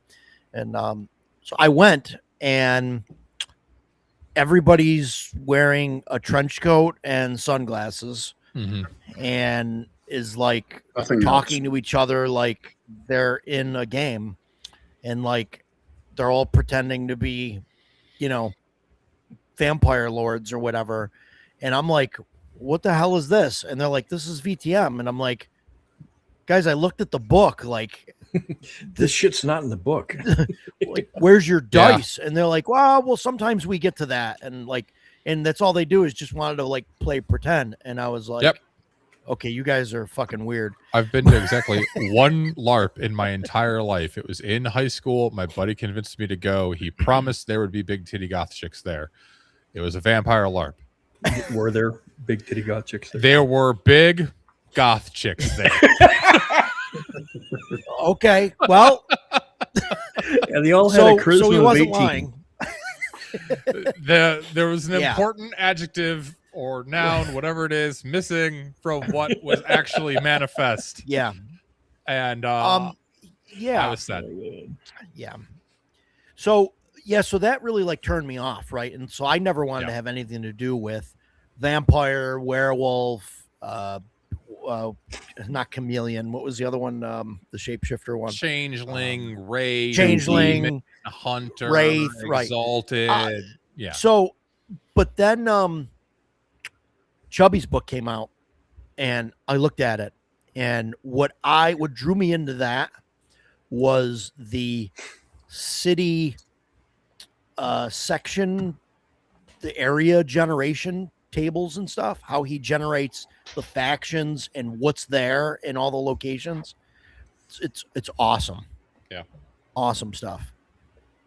So, yeah, Theater Kids, South Park. That is the perfect, because now I can see them in my head, sitting there all angry, fake angry, smoking their cigarettes. You nailed it. Exactly what it was. But yeah, good stuff. The book is awesome. That is actually on my top 10. It just did not make the top 5. Cool. So maybe I'll talk about it some more later. Cool. We'll see. But right now, we're going to do my number 3. So this, I think Jason's going to be surprised by this, that it's this high up on my list, but, I'm really not a huge fan of like the cyberpunk stuff. Like that's like lower on my list of things that I want to play and run. But there is one game that I would like to run, probably a one shot, not a full campaign, like I said with Traveler and Call of Cthulhu, but I would love to run a one shot in Neon Skies. I'm so happy to see it on your list. When? Yeah, I know when. I think it'd be fun, and I don't know when, where, like what, if I would do it online or whatever. I don't know. Man, every time I look at this, I really like the system. It's a D6 dice pool. You're looking for a 6, and that's it. So whatever roll, there's no, like most games, like free league stuff and all that you roll multiple 6s and it counts for multiple success. No, you roll a 6, you succeed. If it's an opposed check and you both roll 6s, it doesn't matter. If you both roll 1 6, you each drop a die and you roll again. And then that's it. And he's like abstracted, like the vehicle chase combat where you just choose like one of 4 things, whether you're going to try and like speed away or like make an attack or whatever. It's very, very like kind of simplified stuff. And the setting's cool. And they've really made it really good. I think he's a nuclear engineer. It's Wylock from Wylock's Armory, who did it. And William Buchanan, and it's Wylock. Yeah. And I don't know. It's just really simple. And, and I was excited to run Red, and I had bought the starter set from PAX Unplugged 2022 or whatever it was. And I had ran it in the hotel, and it was okay. It felt a little clunky. And I thought some of that was just because we were learning the rules and trying to figure it out. But then later I had tried to run online, and I know some of that may have been players. I don't know. It's hard to say, but you had a very difficult player. The game felt right. But the game to me felt like it was more complicated than it needed to be. Agreed. Like there was too much there. There was too much going on. It was like, wait a minute, this gets added here and there, and then we're going to roll this. And like, I don't know. And it just seemed like, man, there's an easier way to do this. This is an easier way to do it. And I think you don't lose anything by doing it that way. And it, like I said, it just, Cyberpunk Red seemed like the rules were getting in the way of having a good time. Yeah. So I really want to run Neon Skies. Like I said, probably a one shot, maybe like I did the last, maybe like 3 or 4 session thing, just to do one kind of overarching story. But I think it'd be fun to do that. So that's my number 3. Cool. That's a great pick. So, and I saw, Edgelord wants to play if I run online. So maybe I'll run it online. It's an easy D6 dice pool system, so it's not that bad. So maybe I'll do that. So no, Agile, I was amazingly easygoing during the Cyberpunk. I did my best to be a good player. Yeah. So that's we're only at our third book, Mr. Blotface. I really have to keep myself in check tonight. But what do you we're got? good. You're number 3. well, no, Yeah, actually, we're an hour and a We're half good, in, I and we're think. Yeah. an hour and a half in, and we're We're good. halfway through the list. I wanted to talk about No. Neon Skies a little bit versus That's Cyberpunk. Go good. for it. No, time wise, we're really good because we had a half Cool. hour in the beginning, so we're Yeah, really we're only good. like less Yeah, than an great. hour. We've even halfway got through, time so for we're doing some great. So honorable we can talk. mentions. Yeah. I'm a huge fan of the cyberpunk genre. The book Neuromancer is where it all started. It's so if good. those of you that have never read that Yes, book, so William go good. Gibson. read that book, and that will tell you how cyberpunk should be. Everybody is an asshole. Everybody is looking out for themselves because of all the decay around them.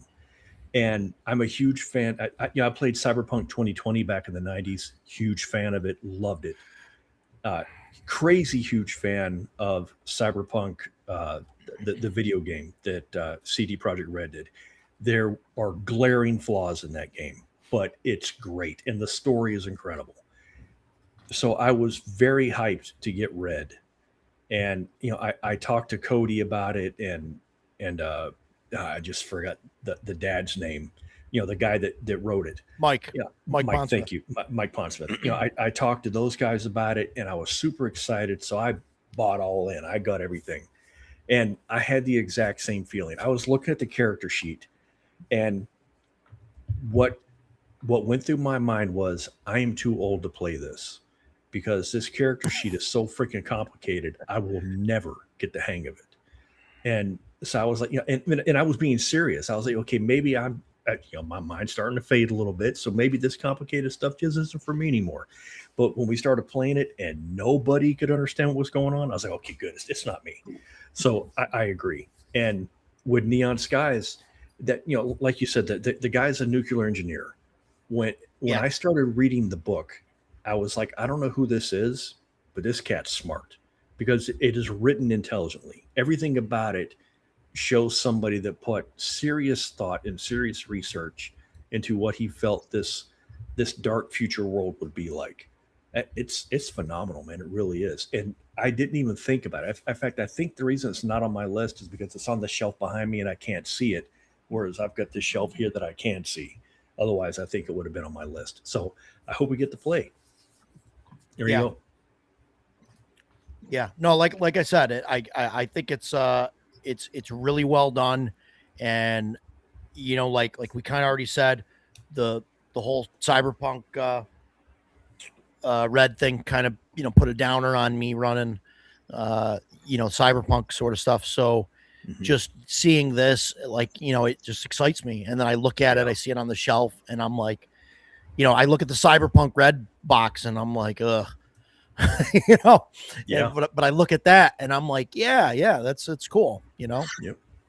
Yeah. So on to right. my Even book Full 3. Metal Dragon. He says, I like how it has examples of game rules for everything, which is fantastic. Anything that you might have a question about, you're going to find it in the books and tell you how to do it. I think that's great.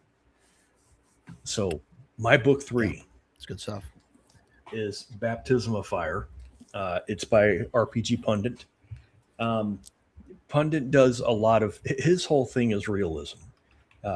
He's got some detractors because the realism often comes across as sexist because it was in that time. He does a lot of focus on religion and how it affects the people that are living in that world. I really like that. This is one of those games that when I look at it, I'm like, there's my medieval simulator at work. And I like that sort of thing. When I first found out, because I had Lion and Dragon first, big fan of that setting, the English medieval, love it. So when Baptism of Fire came out, I was playing, I just forgot it, Kingdom Come Deliverance. And I freaking love that game. I love the setting. I think it's amazing. The sequel was better than the first one. That never happens. So I was like all in. So when I read Baptism of Fire, I was like, man, this is badass. Takes place in the early 11th century in Poland. We're going from basically barbarian tribes that are, running what is now Poland. They were all pagans, and now early Christianity has finally made its way into Poland. And it's starting to change the way the world is living. And now we're going from the Dark Ages to early medieval. That's my shit right there. That is the time frame that I want to play my D&D game in. But when I read that, I know how much of a history guy he tries to be. I said, let me take a look, because this is what I always do. Let me take a look at the equipment list and see what's in there. The best armor you can get is a chainmail halberd. When I saw that, I was like, holy crap, he got it right. He's not blowing smoke up my ass. This is the correct way to go. There's no plate mail, and I've talked about this before. I don't have to go into it anymore. But that chainmail is what fighters wore. And I was like, oh my God, dude, I am loving this. There's pagans and there's Catholic priests that are trying to spread the word. And I was just like, man, this is incredible. And it's such a cool setting. And one of the things that I like about this sort of fantasy is it's almost not fantasy. There's no orcs and ogres and people are throwing fireballs around. That stuff's not in here. Magic is dangerous. It's dark. It's misunderstood. No one trusts it. People get burned at the stake for casting spells. So this is just right up my alley. I absolutely love this. As far as the system, very much I want to say it's a standard D20 in that it is, your skill checks, attacks, and all that are with a D20, add your stat bonuses and all that. But then he does different, like old school initiative system. It's a D6 instead of a D10 or a D20. You have just a few bonuses. Movement instead of 30 is 90 feet per round, and that's if you do nothing else. So it kind of doing that kind of expands the battlefield for me, and I like that too. There's nothing in this system that I don't like. I'm absolutely thrilled with it. I doubt that we'll ever see it on the table because it's a little too, the realism is a little too real for some people. Guys want to play fantasy. They want to go fight orcs and they want to see magic and all that. That's not what this is.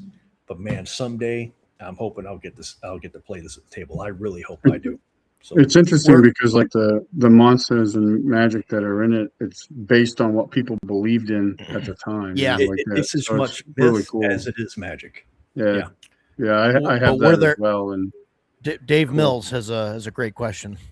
No, there are warhammers. I don't recall seeing a Lucerne hammer. They would have been around the 13th century on through the 17th century is when they started. Thanks, Dave. I appreciate the question. Have you ever read the Saxon series, Jason? I have not. You would enjoy it. And the reason I own the Sack by Bernard Cornwell.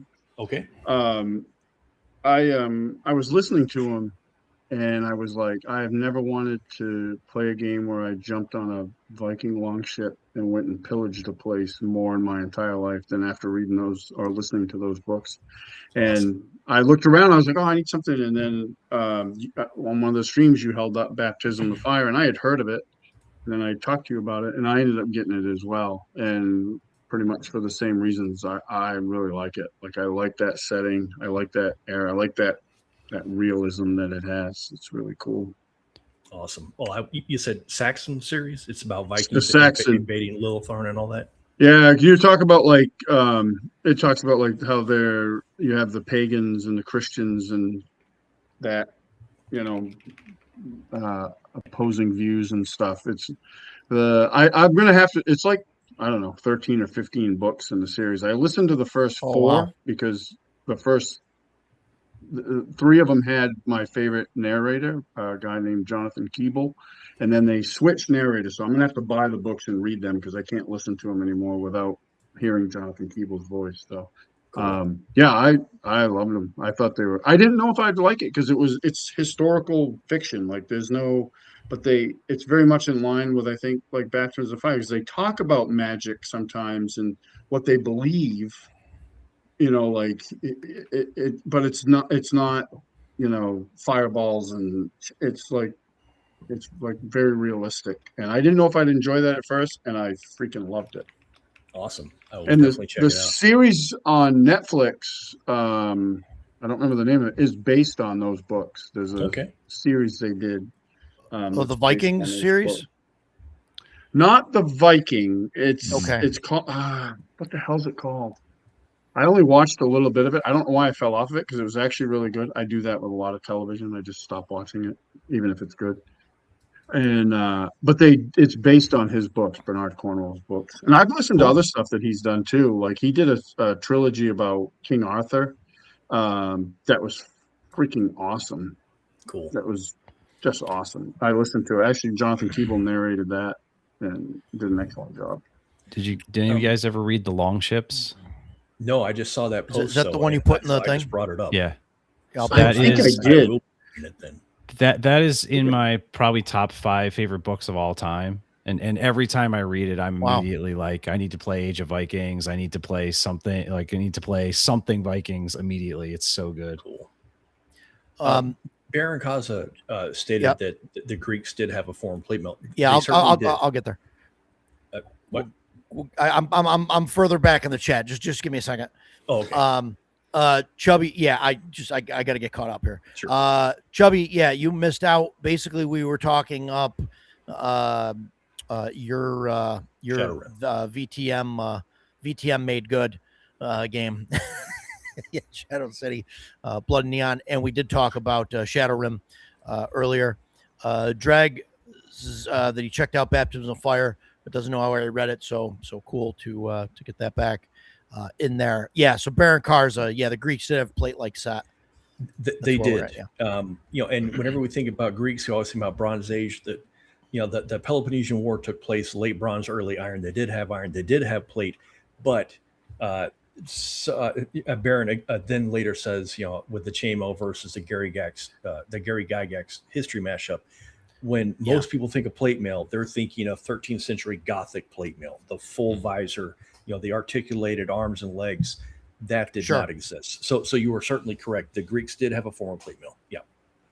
Yeah, but that was just a plate. That was just a chest plate. And some of the legs, it wasn't like the full. It was a breastplate. They had a plate on their thighs, like the shin stuff or whatever. And they had right? Shin guards, yeah. right? So, but it wasn't like a full connected suit. Right. It was basically plate mail with none of the joints, because the articulated joints took a lot of skill that they simply didn't have, and that sort of stuff was monstrously expensive. Even medieval knights did not have that sort of thing, because horses were terribly expensive, and every knight had to bring 4 with them because the horses are going to get killed. So the amount of money required to be what we consider like the D&D knight is just an unfathomable amount of money. So they wore chain because it was affordable, easy to maintain, easy to fix. Plate was terribly expensive, required a master smith in order to make it, along with all his helpers and all that nonsense. Let's keep talking about our games, because I will take care. I will take this thing hostage and talk about it all night. Baron says check out Mazes and Minotaurs. It's a great free Greek RPG. I didn't, but also, I will. Thank you. Chubby says that if you get to a barbecue early enough, you can sometimes grab enough paper plates to make your own plate mail. Monsters are like you, or why I have to eat off of a strip of aluminum foil. That's true. I eat with my hands. And this is a link to the book. What was the name of that book, Dan or Matt? The Long Ships. The Long Ships. The Long Ships. I gotta check. It's 2 books. It's 2 books. It was released originally in the original language in 2 books, and then when they translated to English, they just put them into 1 volume. Really, really good. Okay, cool. That is cool. I'm definitely gonna have to check that out. And it's a historical fiction. Yeah, I mean it's right. fiction, it's not but fantasy. But no, there's nothing fantasy about it. Yeah. Okay. Right. Yeah. Just checking. Big sale on Kindle, half price, sold. Yeah, it's really good. So we are at Stan for 528 pages. Stan, you're number 3. My number 3 is Ooh, good choice. By Free League. Yeah. How do you say that, Stan? I call it Vaesen. Mm-hmm. Some people say Vaesen. I don't know. I'm not Vaesen. Swedish, so I call it Vaesen because I'm from Maine and I barely speak English as it is. I have run this. I ran like an intro adventure mystery, and the mystery that actually comes in this book. And I've played it a few times as well, but I just really like it. Free League does obviously a great job. And the setting is like it's cool, like because it's actually it's mythical, but it's also real. Like I never knew Uppsala was actually a real place until I heard a woman that was from there say she was from Uppsala. I thought it was all made up, but no, it isn't. And they've expanded out. I mean, they have Prague and the Carpathian Mountains in that area too with the latest stuff. So yeah, really good game. I enjoyed my time both running it and playing it, and I have I have all the stuff for it. So Vaesen was my number 6. Cool. Yeah, Well, a matter of fact, it's in my top 20. Yeah, I pulled a book off the shelf the other day because I was in the mood to read. Like I was in a horror mood, and I thought it was going to be more of a setting book, and I didn't realize that one of the books was literally just a 4-part adventure, like 4 big chapters of an adventure. I was like, oh, I didn't know I had this. So, yeah, that's my number 3. 3. Yeah, you're spot on, Paul. That the Longships cover does look like Prince Valiant comics. If you guys ever read that Sunday comic strip, I did. Oh yeah, like yeah, yeah. And Edgelord said, "Great choice, Stan." So, yeah, I had cool stuff. Like I said, Vaesen, it didn't make my top 10. It's somewhere between 10 and 20. So, but it's definitely there somewhere around 15. And if you want to see kind of a modern interpretation of that, the show The Grimm is pretty good. Pretty good. Cool. Yeah, Agile says it's absolutely amazing and awesome. Yeah. He also says it's very easy to die in the Carpathian Mountains. Oddly specific. Well, I mean, I don't know if he's talking about in the game or in the real world, so we'll leave knowing it. Agile, probably the real world. It's probably the real world, yeah. He also loves print Valiant comics. Yeah. Ooh, schlong ships and banana boats. I don't know what that's a reference to, but that's I don't know. Probably something Wibbs read on Reddit. Probably. So that was that. So we are down to our top 2. Matt, you're number 2. All right. So Roger, you would have thrown this one out from your list using the rule that you have, but I didn't have that rule. So this would probably be my number 1, except that I docked it a spot because I have run it a few times and I have played it a few times. But the game that I probably think about the most day in and day out, and just either go back to reading stuff or thinking about, I probably have 20 characters that I've created over the last 5 years for this game. This is totally thirsty sword lesbians. It's not. No, it's not. Gotta be. No, and I think I've had 3 different people who were supposed to start campaigns for this game, and sort of for different reasons they fizzled out before they happened, or we did a session 0, so I have a character from it, and then it sort of immediately fizzled out, and that's Delta Green. Okay. It's just a game that kind of lives rent free in my head. It's a game that I compare a lot of other games against when I sort of think about what would I want to play. And like that is one of the bars that a game has to clear, because a lot of times I just think, well, this game's fine, but I'd rather be playing Delta Green. So good game. Yeah, so that's my number 2. Just I like the rule system. It sort of is one of those things that slots in really well in my brain. It just is easy for me to track on. I like the setting. I like the lore. I think the production quality is really good. The writing is excellent. There are just an absolute shitload of materials out there, from kind of one shots all the way to long campaigns, for a game that's not, I mean, it's well known, but it's not exactly, made by like a major company. There is so much stuff available for it, both setting wise and in terms of adventures to run. So yeah, that's my number 2. And again, probably would be my number 1, except I have played it and I have run it. And my number 1, I have not played or run. So it felt like I was cheating if I made this my number 1. But I think that it gets really high marks because people like Call of Cthulhu, and people always equate Delta Green as like, hey, this is the modern, kind of thing or whatever. And so I think that's why it gets like if Call of Cthulhu wasn't as popular, this wouldn't kind of get, I don't want to say dragged up, but you know what I mean? It's almost it's almost dark. To me, it's darker. It's just a darker game, and the way it handles the sanity and erosion of your personal life and your loss of self and devotion to suppressing the unnatural and exposure to it feels just like an evolution of Call of Cthulhu. You can tell it's a more modern game. It also like it gets rid of a lot of the mitigation mechanisms they introduced in 7th edition. There's no luck, there's no degrees of success, there's like crits and fumbles. But to me, like 7th edition Call of Cthulhu, I like it. It almost feels less lethal. And in some ways it's more like Vaesen. It's more, they're both investigation games.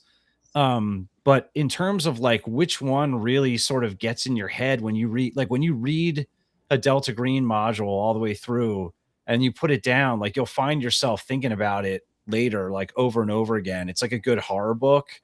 I don't get quite as much of that with Call of Cthulhu. Like as much as I love like Mass of Nyarlathotep or like other really good Call of Cthulhu things that I've read and played, like they don't scare me. Like they don't, like they're horror games. They're cool. Like, but it's not the same. Like Delta Green is like, it's very much its own thing that kind of really messes with you. Yeah. Because it's not just that you're going up against like the elder gods or whatever, and the whole Cthulhu horror aspect of it, but you're also trying to deal with the things you have to do to cover up all of that stuff, which is stuff that wouldn't happen in Call of Cthulhu usually. You know, because you're not suspicious, you're not worried about covering stuff up. It's the suspicious lady next door isn't, you know, you're like, okay, whatever, you're going to question her and that's it. But like, you know, in Delta Green, you know, you're like, she knows too much, she's got to go. You know. Yeah. Well, there was a gas leak, you know, or whatever. Sorry. There's been a rash of those lately. I don't know. Everywhere we go. Yeah. I played Delta Green Sunday. Actually, it's a really good game. It really is. I enjoy it, and it is. Yeah. I played a lot of Call of Cthulhu too, and I like them both. I don't know about the lethality. I saw a bunch of that in both, but no, it's a really good game, and but it does have that darker tone. I think you're right, Matt, because you have to take. At least the games I played in Delta Green, they really like you in like desperate measures type thing where you're like, this isn't the, you know, we're not the good guys. Like we're just doing our job basically, and it can get pretty dark in that regard. I mean, our game Sunday ended with me. I played like a soldier type, and I killed my 2 party members and then myself to finish the scenario, which I guess in hindsight found out I didn't have to do, but that was what I thought I had to do at the time to make what was happening stop. And so it definitely takes a dark, and that's not counting a bunch of other people I murdered in the process of covering this event up. So yeah, it is a darker game for sure, but it's good. This is why it's not on my list, but I put Call of Cthulhu on my list. Like I don't know. I'd rather play that instead of I mean, it seems fun, like whatever to do, you know what I mean? But like I couldn't imagine running a campaign of that. Like as a one shot, I think it's fine, but like running a campaign where it's like over and over again, it's like I don't know. I think it would get old and I'd just be over it. Like, all right, can we stop killing random civilians now? Like call well, I mean I feel too much. Call of Cthulhu to me is sort of like the you know, I don't know, it's like Pet Cemetery or Chucky, or it's like it's horror, but it's not, you know, it's not like The Mist or The Thing or like The Fly, like those like to me, like those are the ones that really get in my head and sort of just live there whether I want them to or not. I think that's the difference for me. So anyway, that's my number 2. No, I hear you. Cool. Yeah. Cool. Awesome stuff. Yeah, that'd be fun sometime to check that out. Dan. Yes, sir. Over to you for number 2. Number 2. Well, Is that where we're at? Yeah. It's no secret. I really like swords and sorcery type stuff. And Do you? I really want to play Tales of Argosa. Yeah. Tales of Argosa. I have not played it. I missed the Kickstarter. I just got it very recently via eBay, thanks to a saved search. Because I have this weird thing when an offset print exists, I'm not allowed to own the pod unless it's the table copy for the unwashed masses. So, but the other reason I want to try this is I want to try playing a solo game. And I know this has good systems to support it, so I figured this would be a good one to try. I like that it's, max levels 9. I like that it's lower powered. I am very intrigued by the classes. I know they broke up wisdom into perception and something else. Yeah, something like that. Yeah. But there's no clerics. You get cultists instead, which is that just kind of, sets a tone different from a lot of other worlds. Magic system is very interesting in that. Yeah, and the magic system is different, and I want to play with that. So I would love to play it. Go ahead. If you're gonna do the solo thing, there's some extra stuff that they have that you can get. Yeah, probably help.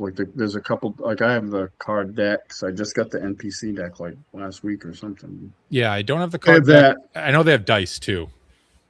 Those are Son of a bitch.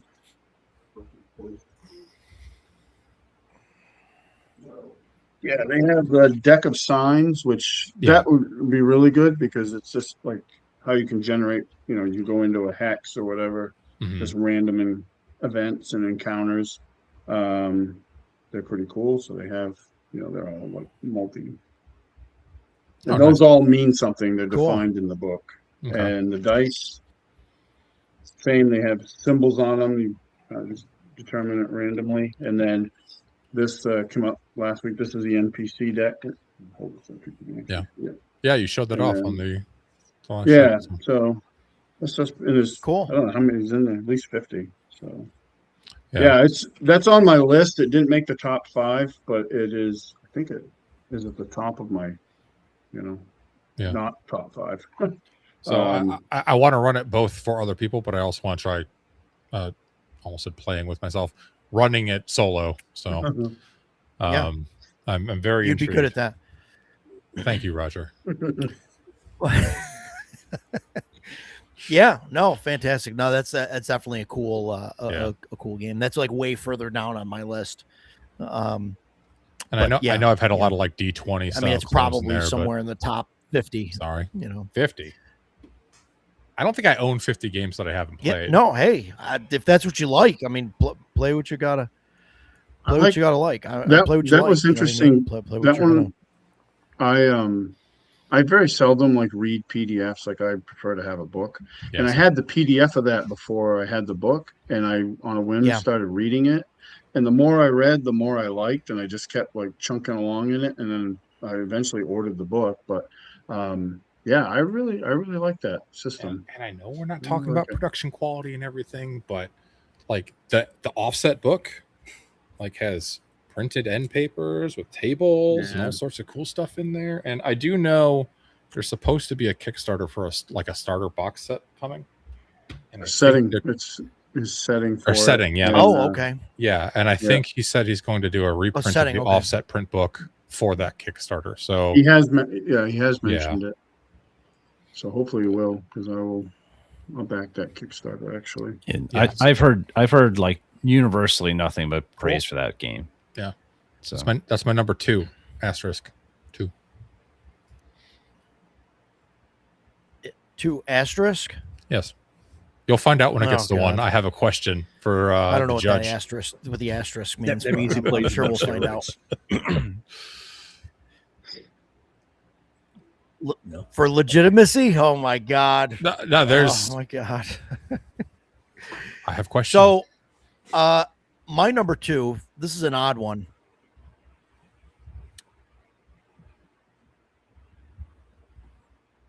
Sorry. Yes. Oh, I got some lag. Are you guys? I think you're the one lagging. I see you staring at us, not doing anything. Jason, what's 2 + 2? Oh, am I moving now? 4 most of the time. Okay, yeah. Roger's definitely lagging.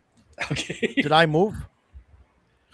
Am I moving now or am I frozen? Yes. You're moving. Talk about your game. He may be Okay, having a sorry, I stroke. wasn't sure what happened. Trying to stuff, lagging it's a little bit. Dramatic pause, yeah. Dramatic pause. So my number 2. This is a weird one that's on the list, but I kept going back to it, and I just keep thinking. Thanks, Jeff.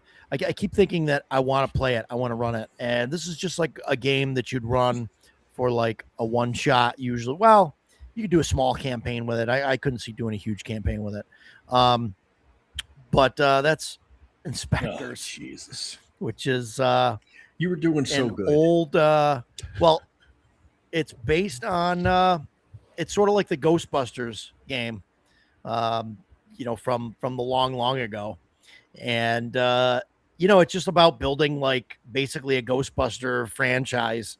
Obviously, it's Inspectres. It's got it's the serial numbers are filed off, but it's basically you're making a Ghostbusters franchise. And I don't know, I just really like it. I like the idea of it. You're like, it's not just that you're just going and worrying about ghosts and like monster of the week type of thing, but you're also like trying to make money at it. So you have like a credit card and like finances, and you're trying to like pay for stuff. And so you're like, not, like I said, like you're not just going out like catching ghosts and getting paid, but you're also like, you're trying to pay the bills and stuff. And so I think that's, I don't know, it's just a fun time. And I just really want to run it for like a handful of sessions. And I keep looking at it on my shelf, and I keep pulling it out going, man, I gotta, I really want to run this. I'm with you. I would play that in a heartbeat. I would also play Spectral Exterminators, which is a similar remake of the West End games. Or I would play Goons and Ghosts, which is Tunnel Goons, but Ghostbusters, because Ghostbusters is like a seminal movie for me. It's like arguably my favorite movie of all time. And I watched the cartoon as a kid too. And it's just one of those things where if you tell me I get to be a Ghostbuster or a serial number filed off derivative of a Ghostbuster, I will be there and play it for sure. Yeah. Busting and bookkeeping. Yeah. That's what Paul says.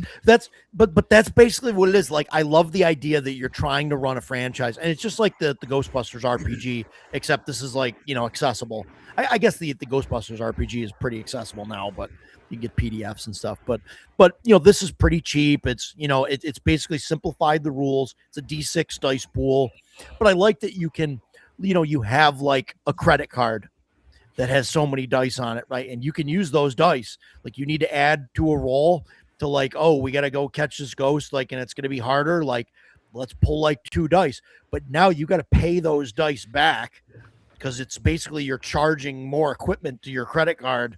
And so now you got to like make more money to try and pay that back. And if you go broke, like, you go bankrupt and you lose the game. Like, I think that is just so awesome, and it's really Ghostbusters, right? Because that's what they were doing. Like in the movies, they're like trying to survive. They don't have enough bills to keep the power on, right?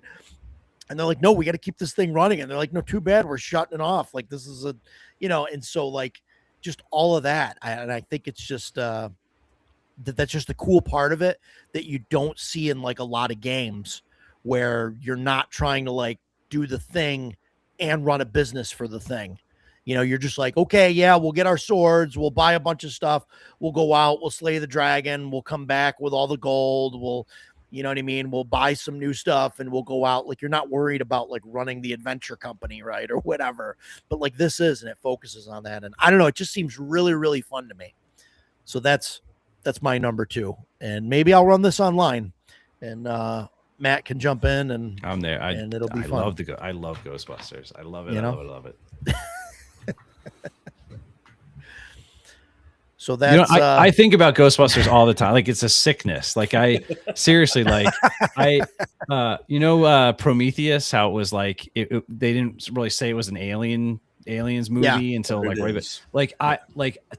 I want there to be a Ghostbusters movie where like I sit down and watch a movie, and then like halfway through it's like, oh my God, this is Ghostbusters. Like, I don't want to know. Like, I think about it all the time. It's like Poltergeist. It's like Poltergeist 8.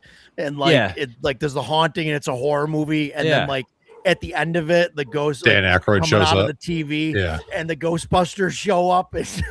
Yeah, or like what would a modern like a good modern Ghostbusters movie be? Like, could you use like the Cthulhu mythos and then make it a Ghostbusters movie, like, and not have it be stupid like all the ones that they've been? Like, you don't need to bring back the old cast, and you don't need to make it politically correct. Just make a good movie. You know what I mean? Like, I don't know. It's that franchise is clearly never going to be. It probably is like a thing of its time, and it's just they'll never be. Even Ghostbusters 2 was kind of shit. So I get it. Like but I don't know. I have such an affinity for the first movie. So first one was awesome. Are you telling me that the gender swapped Ghostbusters was not the peak of cinematic achievement? Oh my God!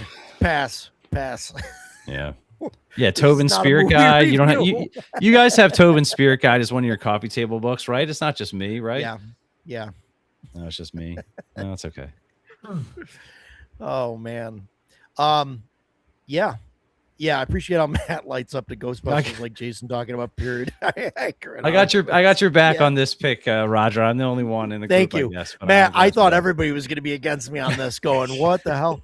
But like, I kept looking at it, and I kept going, man. Like, I know all the other ones are like classic games, right, or whatever. People like are like, "Oh yeah, it's awesome. This is awesome," and it takes like a weirdo to want to run like a Ghostbusters game where you're running the business, right?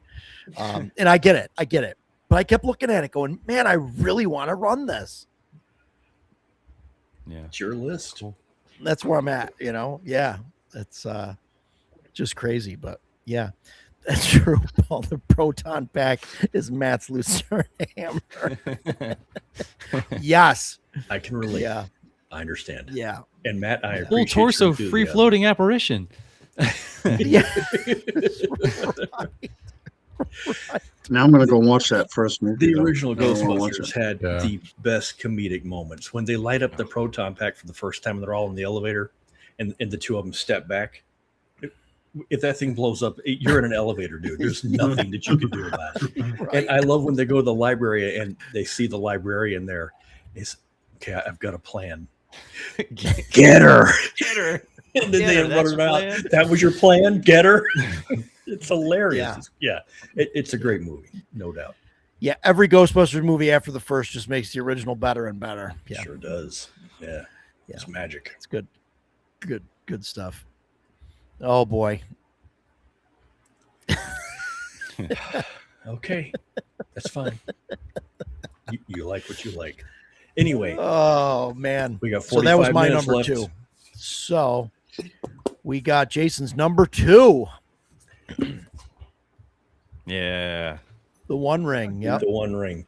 My third I thought this was going to be your number 1. It almost was. But no, there's a different one. It's the One Ring, man. It's Lord of the Rings, except not in 5e. That's what the One Ring is. It's Free League's system. It's just incredible. It's another one of those games that when I played it, I felt like I was actually in the world, and that's really rare. And so I think it's great. One of the things that I like about it is it's not The Hobbit, it's the Lord of the Rings. So it as Roger can tell you, like if you do the quick start, it's at least the box that I have. It's hobbits. It's a Hobbit adventure. Yeah. But the game does not focus on the hobbits. It focuses on the entire Middle Earth, which is massive. And so you can do an entire campaign and never meet a hobbit, or never meet an elf, or never meet a dwarf. There are so many things that you can do with this. And when we were talking about Forbidden Lands, one of the things we said was, it may be a dead publication. They don't really seem to be doing anything else with it. Man, the One Ring is alive and well. Every time I turn around, there's a new source book coming out. I think the Hand of the White Wizard is the new one. I think that's what it's called. That's brand new. I've pre-ordered some stuff. It's just incredible, man. And of course, I have to talk about Free League's art. Most of their publications, the art's really good, but good Lord, the art that is in the One Ring. Tolkien was very famous for not liking adaptations of his work or anyone else expressing their vision of his work, I think he would tacitly approve of this. The art looks like something that you would see in his original works. I just think it's wonderful. I really do. So, and the Rangers are badass. So there we go. And I think that's probably why Roger thought I was going to do number one. When we talked about me running a Rangers only game last week, or the week before, I started going through all my different games. And when I came to the One Ring, I was like, the Rangers of the North, those are the guys I want. So the One Ring is what I'm going to be running when I do my Rangers game next year at COI. Here we go. Yeah, quick Paul, sounds like Paul had the same GM that we had for the One Ring. Oh, yes. Yeah, that's too bad. Just wasn't great. What always, you get me, you talk about the Hobbit thing and all that, and that's like one thing that's always kind of got me about even like D&D and stuff, right? Like they go out of the way, right? Tolkien goes out of the way in Lord of the Rings to explain to you that in the history of the ages, in the history of histories, hobbits do not go anywhere. They don't go on adventures. They scoff at it. They don't want to leave the safety of their home. They're just not going to do it. And like, here's this like one rare one, right? That like has to go on the thing because it's his destiny. And then like the rest of them kind of fall in because they're like, okay, we're going to help our friend. And like, this is the adventure of a lifetime that has never, ever happened. And then you look at like the games and all that stuff, and there's so many hobbits that are going out and adventuring. And like in the beginning of Lord of the Rings, when Bilbo is having his millionth birthday or whatever, the other hobbits don't like him. 111st. He's an oddball. They find him uncomfortable to be around. Yeah. And so that's how it should be. You should be an odd duck if you're a hobbit leaving the Shire. Why would you leave this piece of paradise? You're crazy to do that. And I mean, you'll get eaten or worse. Right. I just missed the comment. Oh, there it is. Ryan talking about, I remember everybody hating it because the story's already been told. That is so true. And there are millions of stories that can be told with this system. People that say that have never looked at it because it is just so freaking good. There we go. That's my number 2 pick. Yeah. Turn GM. And to Paul's comment, I was also at EggCon. I tried very hard to get into that One Ring game, and I was not able to. And I heard more than one person say that it did not go well. So that dodged a bullet. A disappointment. That's my only issue with that game. I have played it twice, and both times I had a good time, but I felt like the person running it struggled with the rules a little bit. It does feel like it's, I don't know if it's crunchy is the right word for it. It's just, it has a lot of things going on, and they're not maybe set up and run the way other games do things. So it's sort of like some of your some of your muscle memory just doesn't work right in that game. Right. So that's right. Yeah. It's not a D20 system. Yeah. It's not even a pure year 0. It's a modified year 0 system. Yeah. With the odd little square thing, the little timer thingy. And so it's different. And so I definitely think that if you were going to run it seriously, this would be a game that you would first, for God's sake, use the quick start, because that's the easy way to go. Don't start with the main book. Use the quick start. Sit down and play it with your friends with the understanding of, I'm learning this system too. And once we get all these oddball mechanics down, then we're going to start walking them to the mountain and seeing the real Lord of the Rings.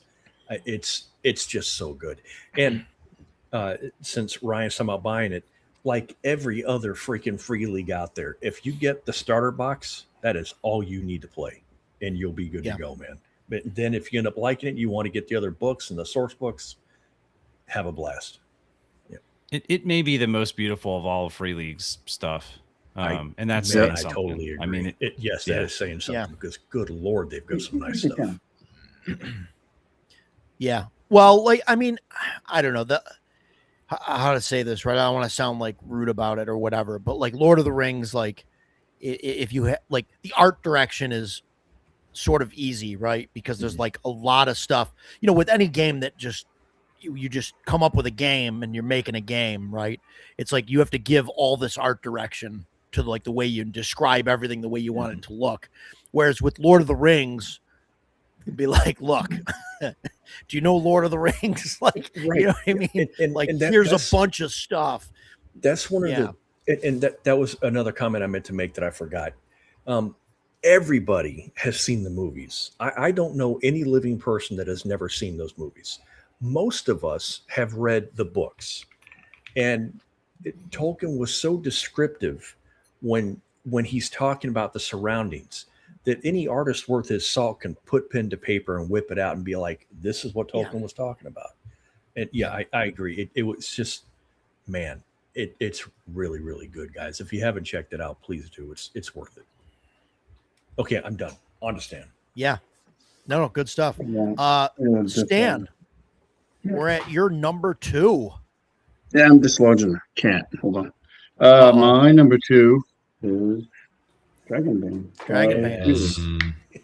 I have on my list. Yep. I've run Dragonbane. I ran an adventure in it and found it super easy to run. I've played a lot of it. I've played it way more than I've run it. I've played a lot. I played it on Saturday, as a matter of fact. It is the one role-playing game that I've ever encountered where I feel not a single rule needs to be changed. It's perfect in its design. I get frustrated. I'm on the Dragonbane Facebook page, and people get on there and they're like, "Oh, I want to do this and I need to do that," and I'm like, and pretty much the response is like, "No." Everybody's like, "No, leave it alone. Play it."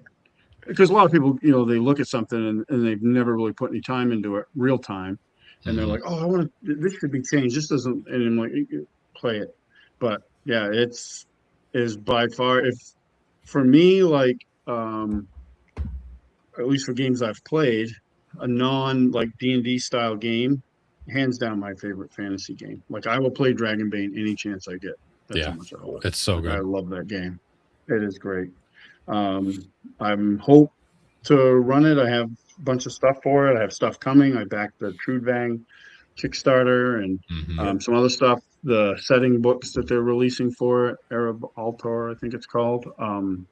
So I'd like to take a much deeper dive into it and play it. We're using it actually to run Ave Nox. I'm playing in Ave Nox and we're using Dragonbane, and it is awesome. Like it's just literally my hands down my favorite fantasy RPG that isn't a D&D style game. If I did not self-impose the no settings to a game I've already played rule, Dragonbane, Arcand, and Book of Magic would be number 1.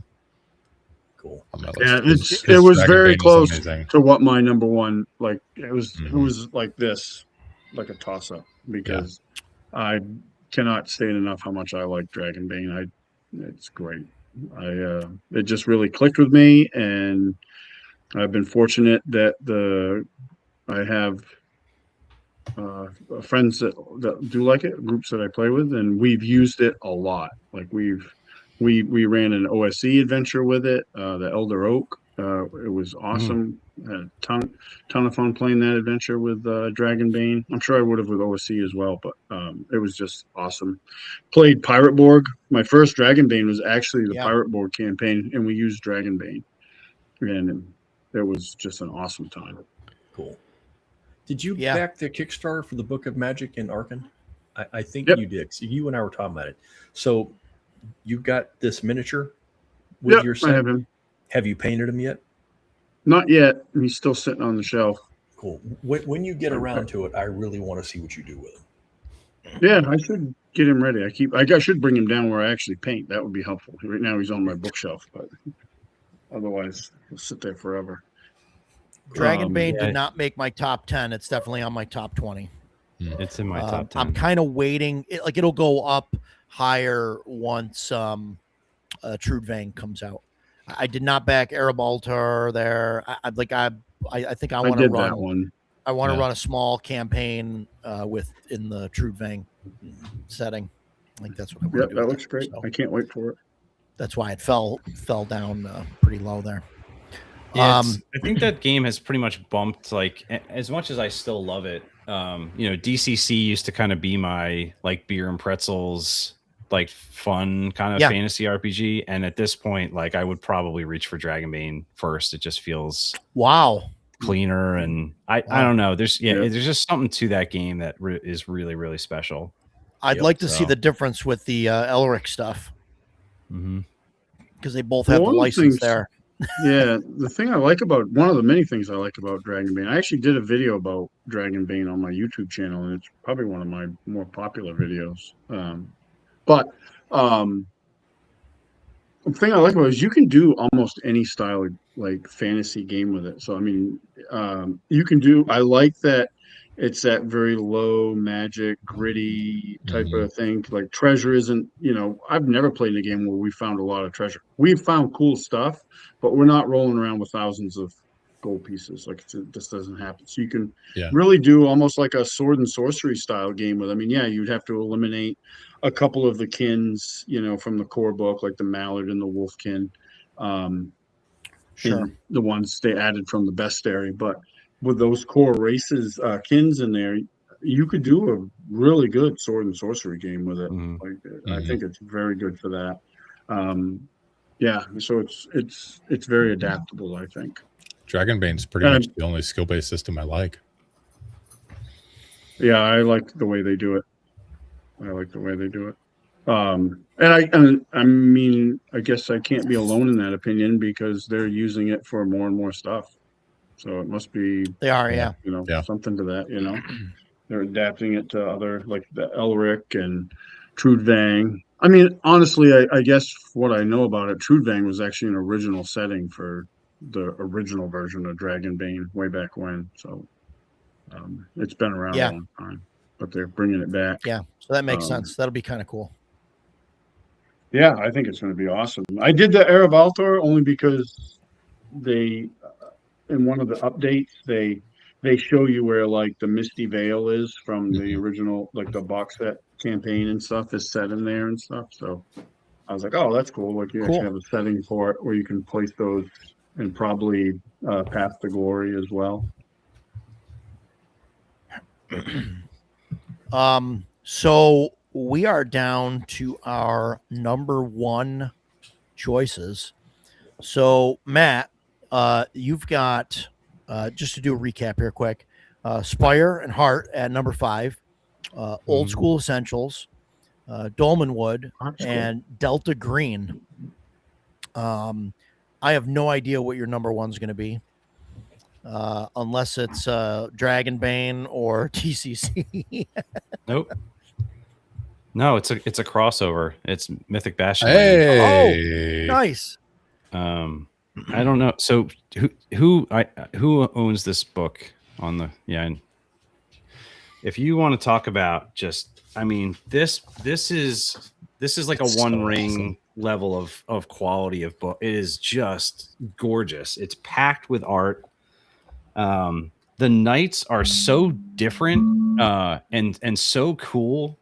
It really nails this sort of like the Green Knight is kind of a divisive movie, but like if you take it just as like the spectacle of it and the mood that it creates, like this game really does such a remarkable job making you feel like you're playing. It's not like the normal fantasy that we play. It's this sort of blended with Pendragon, but also like weird fairy tale and myths. And it has a very clean system. Into the Odd is pretty simple. But like they've added these like this expanded dice pool that lets you do these special like gambits and different types of moves. Really sort of makes the combat feel much more tactical and way more of a decision tree every time you're doing something than regular Into the Odd, like you see with like Cairn or Liminal Horror. I don't know. There's some kind of special sauce in this one that as soon as I read it, and then especially once people started playing it, Glass Cannon did a one shot.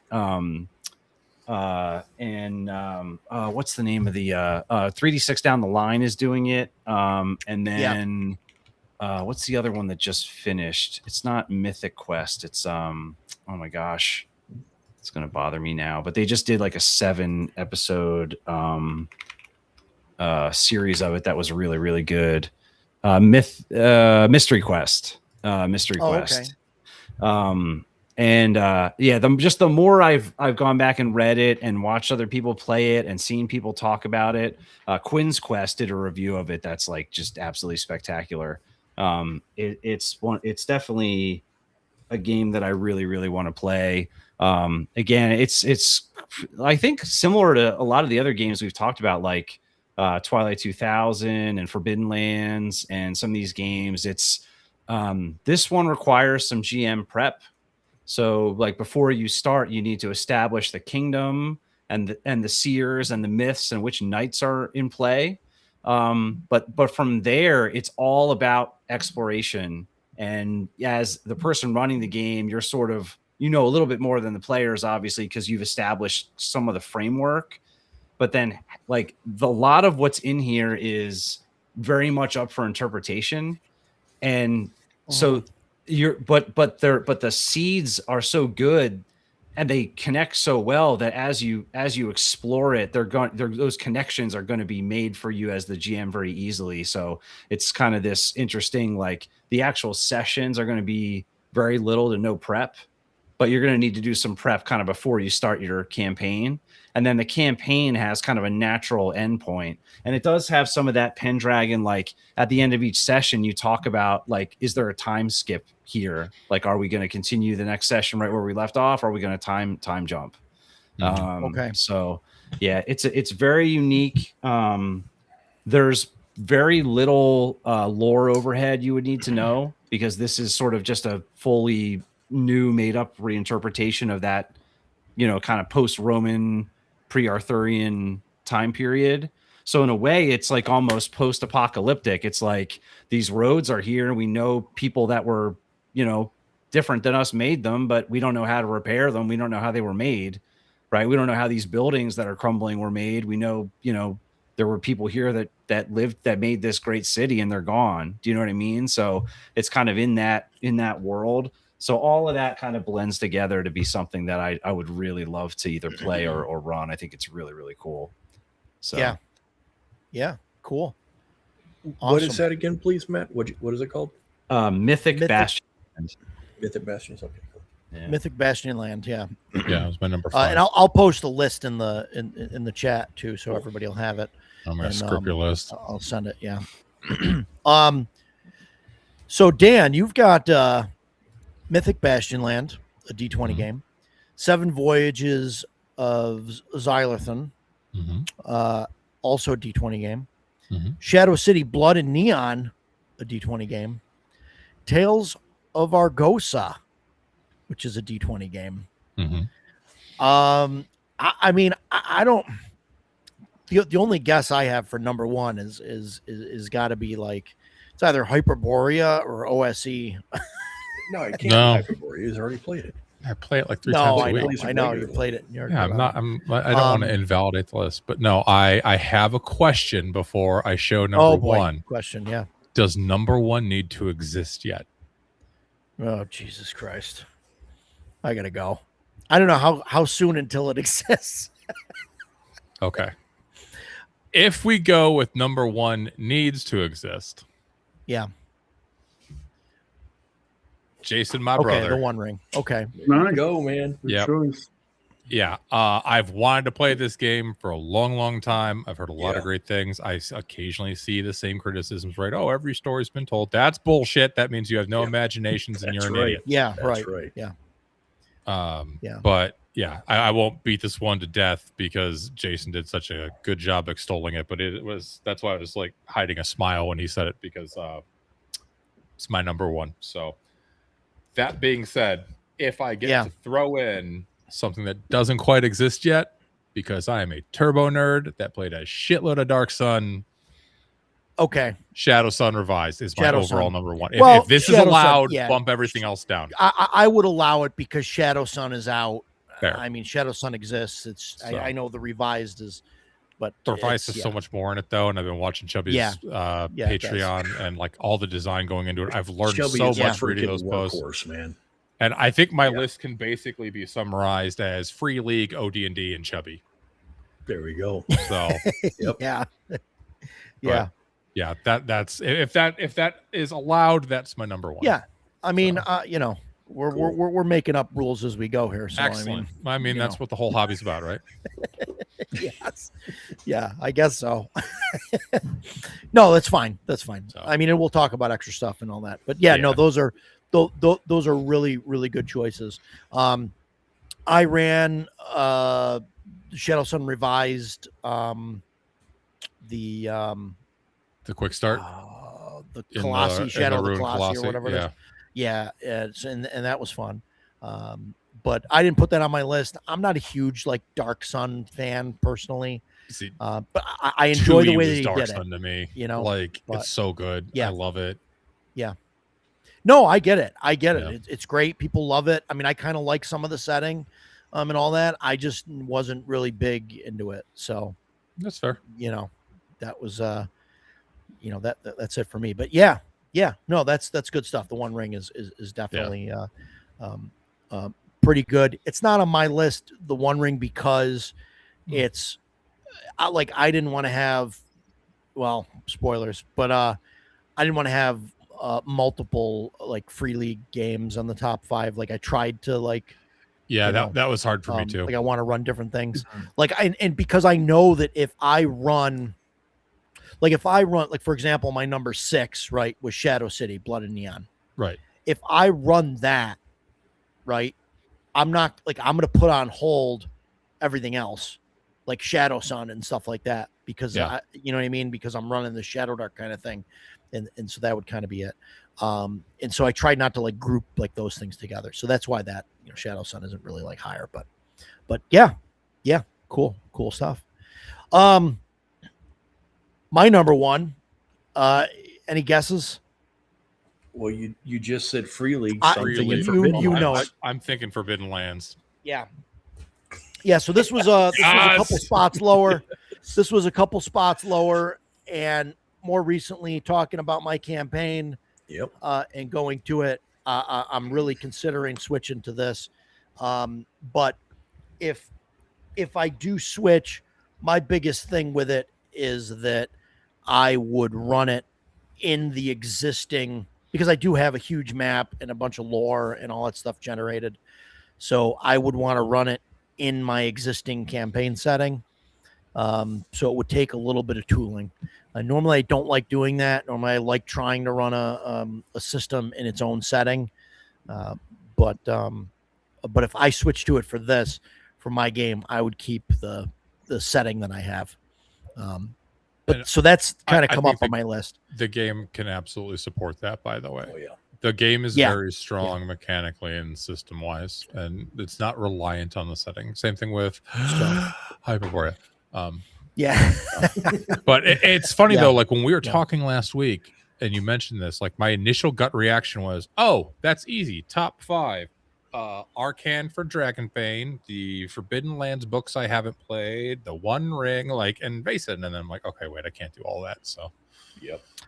He's 2.5 hours away, Paul. So that won't happen every weekend, but you know, he can come out. Edgelord can come out and jump into a game. You can too, Paul. If you want to come out, you're welcome at my table. It's a little far for you. It's probably like a 16-hour drive. I was gonna say, I think Paul lives by me. Yeah, but you know, you're welcome to come out. Sorry, I was talking mutual friend of the channel. Dan is 100% right. And Dark Sun rules. ShadowSun will rule hard. Yeah, Edgelord is right. Then I am right. No, Dan's right about Edgelord being right about Dan being right. Oh God.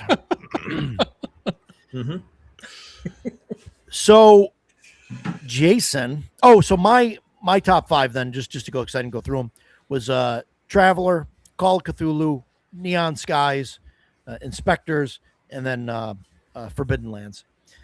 So Jason has got Twilight 2000, Mutant Year Zero, Forbidden Lands, Mutant Year Zero, Baptism of Fire, D20, and the One Ring, Mutant Year Zero. I really had thought that Twilight 2000 or the One Ring was going to be your number one. I thought about Baptism of Fire, and the only reason I didn't think about that was because you've been saying for the past few weeks, like your entire top 5 was going to be pretty much Free League. So and honestly, I had to force myself to diverse. So I've been looking at the Free League list going, man, I don't know if he's going to put any of these on as number one. My big bookcase over here, the top shelf is all Free League. Yeah. It's filled up. So I've got another bookcase behind me. The entire bottom shelf is Free League. And so like, I really did have to be like, okay, I can't talk about Blade Runner and Dragonbane and Vaesen. And especially because I knew that some of those were going to be, I knew for a fact that Dan or Dakota was going to be talking about Dragonbane. There was no doubt about that. So, like if we had time for like the other 5, easily. Mm-hmm. But anyway, One Ring not being Mutant Year Zero, I get it. It's a modified Year Zero, I think. Is that fair or no? Yeah, kind of. It's like a lot of Free League stuff. I don't think it is. I don't think it is actually. To be honest, it's got. Yeah, but it's like D12s and D6s. It's got a mix of stuff. It's got stuff. It's definitely got stuff from it, but I think technically it's its own thing.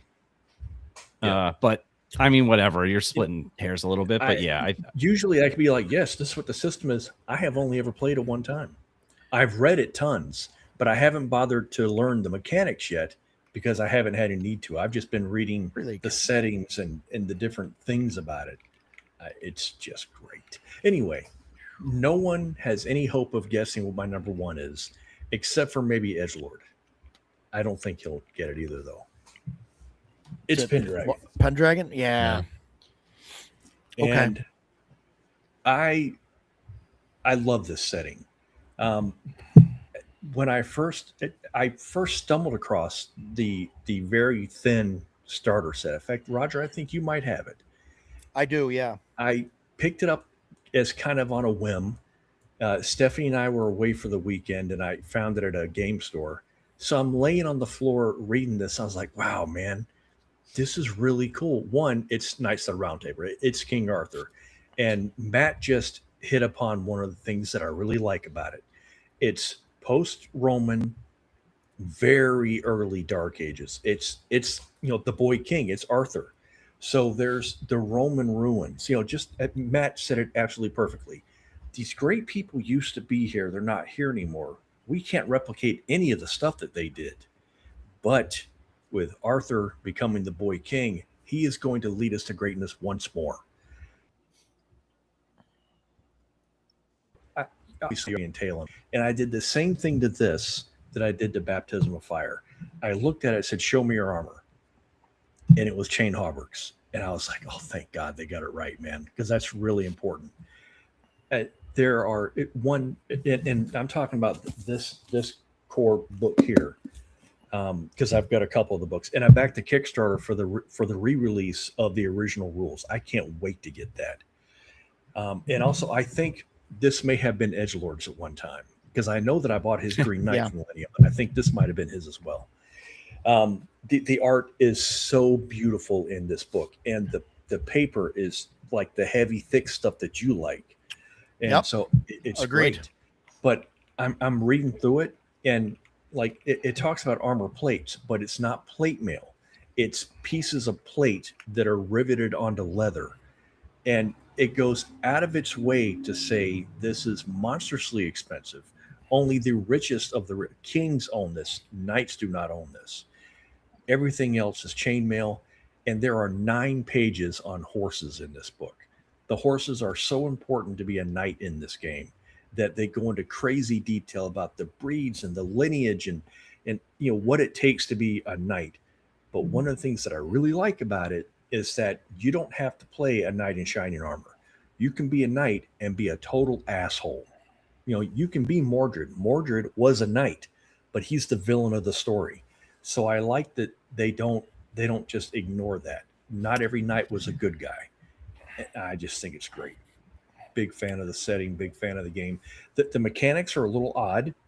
I'm not a big fan of gimmicks. And when I first looked at this, I thought, wow, this is kind of gimmicky.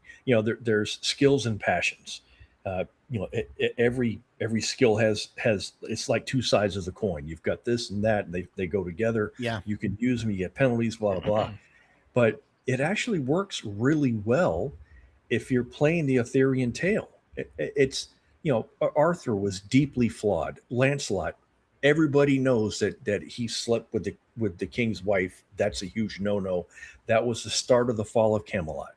There is only one knight in all of those knights that was pure to the bone, and that was Galahad. The rest of them all had crazy flaws. So this really goes into that, and I thought, wow, man, this is very well written. So there we go. Yeah, and the way I've seen it run, and the one game that I was in, like if you wanted to do something that was sort of against, it's not like the alignment. I forget what they call it, but there's like the passion. Or I don't know if that's what you're trying to. You have to test against the traits. Yeah. So like if you want to do something that's like against your your vow of chastity or whatever or anything like that, you got to roll for it. Yeah. And so you might not even do it, like which is kind of like one of the only alignment systems that like I like, where you can test against it, but then it'll move if you fail, if you make it or fail or whatever, it moves, one way or the other. Before I forget, sorry. One of the other reasons that I really want to play this is when I was laying on the floor, I had all the characters spread out because I was looking at them all. And I think there are 6 characters, pre-gens that come, 3 males, 3 females. The accuracy of the female knights, I don't worry about it. It's a game. But I had the female characters out because I was looking at all the stats. My wife, who does not play games, she has no interest in RPGs. She leaned over and she said, "Wow, that's badass. I'd play that." And I was like, "What?" So, I mean, damn, dude. It even if we never do, the fact that she could look at it and say, "I like that." Oh. Yeah. Good stuff. It's got that whole Crusader Kings 2 thing too. Like the game is meant to be like generations of it's very unique. Yeah. Like that whole opposite sides of a trait that add up to 20. So you're like honesty versus deceit, and they're one's a 14 and one's a 6. And if they slide like 13-7, like it's definitely it's really unique. It's pretty awesome. Glass Cannon's been doing a playthrough of that too with Brian Holland from Chaosium. Like it's been really good. And to your point, I watched a couple episodes. It was good. Yeah, Joe rolled up his character randomly, and his knight is like 5'4", and he's a right bastard. And he's like, this is not the character I expected to be playing when we said we're going to be like, King Arthur era knights, but this is who I got. And he plays him exactly how he is on the and it's awesome. So it's cool. really good. Yeah. I got to play it at MEPA last year. And we played like sort of a goofy, not really a goofy, it's like a weird timed point crawl. It was the kind starter of a set one is kind of like thing. that. It's a little weird. It was like you're trying to get, like there's this dragon that woke up, and like you're trying to travel all around and get all these. I think it's the pieces starter set one, Roger. To feed to a panther. So because the panther, if you feed him all this weird stuff and you make it burp toward the dragon falls asleep for 100 years or something.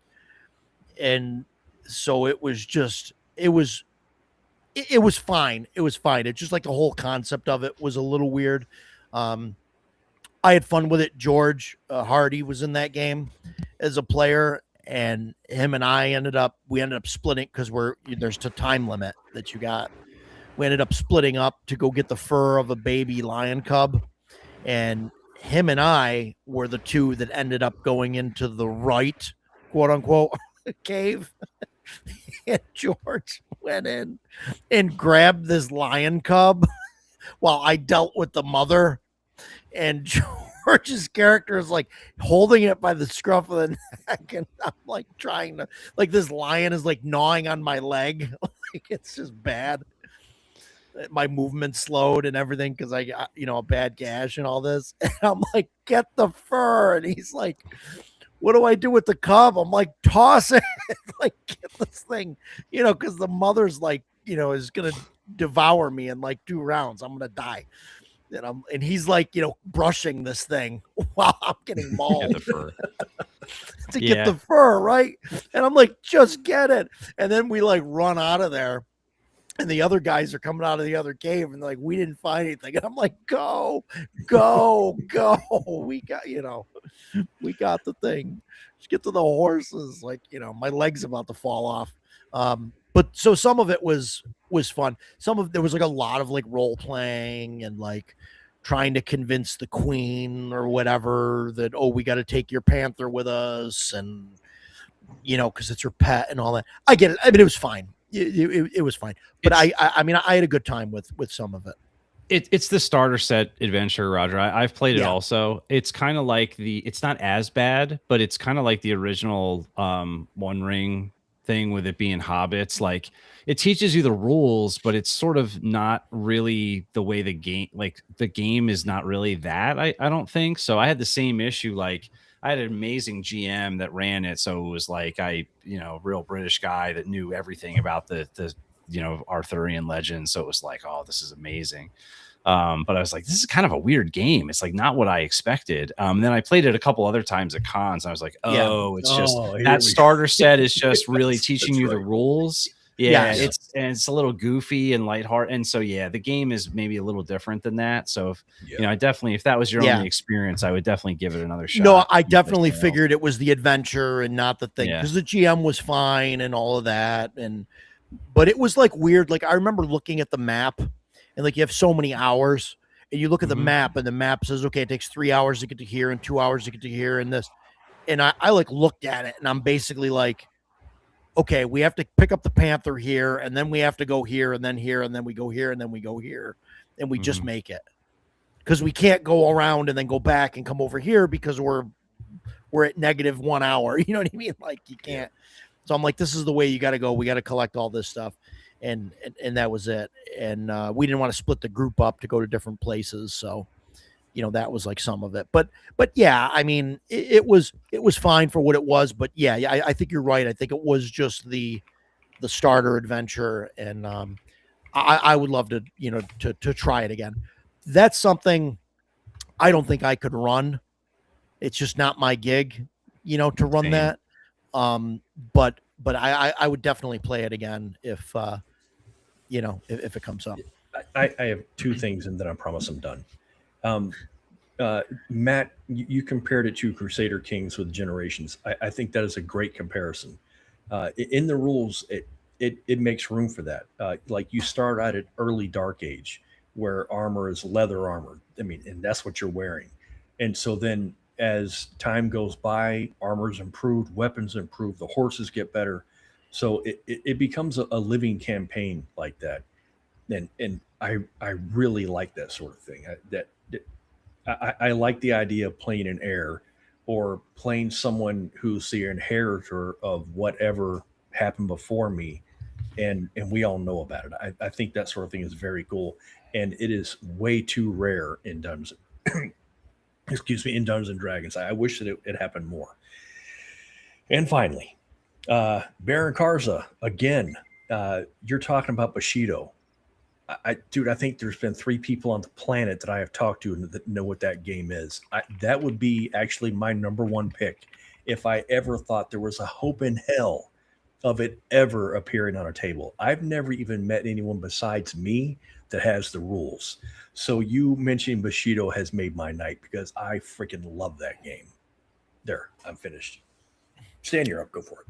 Yeah, nice. Stan, you're I just want to go over this. So Imperium Maledictum. Maledictum, yep. Shadowrim, Vaesen, and Dragonbane is your number 2. Yep. So I have no idea, unless it's like Castles and Crusades, but I have no idea why you would put that on your list. No, it can't be. He wants to do just another. You could check it off. Sessions. You could say, yeah. 90 sessions wasn't enough. Nope. My number one. Hyperborea. My man. Yeah, that's my number one. I have run one session and we didn't finish the adventure because of scheduling and such. I've played in 3. All 3 were with Jeff Delaney himself. They were awesome. I had a great time. And I like the system so much, in fact, that I've stolen a bunch of it to use in my Castles and Crusades game to replace rules there. And I think the system is really good for what it is. It's a D20 level base, old school style system. I think he's made some improvements upon that system. I think some people Dan will know this better than me, but a lot of people think it's what 2nd edition should have been, 80 or first 8 edition. First edition or 5th edition should have been. Yeah. It's got a lot of first agree. edition and a lot of Holmes basic in it. Yep, and it is so.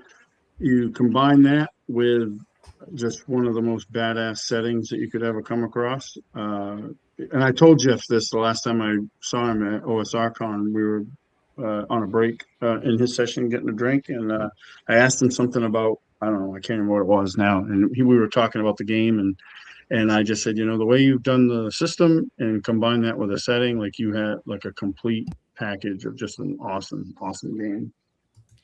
I have to ask Stan, is this why you wanted to go last?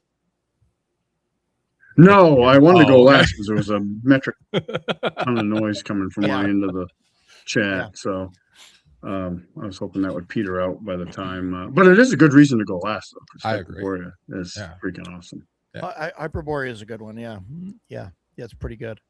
I expected Dan to put that on his list a couple times, but well. If we do a top 5 adventures, I will have to try very hard. Or no, because I've run a lot of them. So, but there'll be some Hyperborea appearances there because I haven't run them all.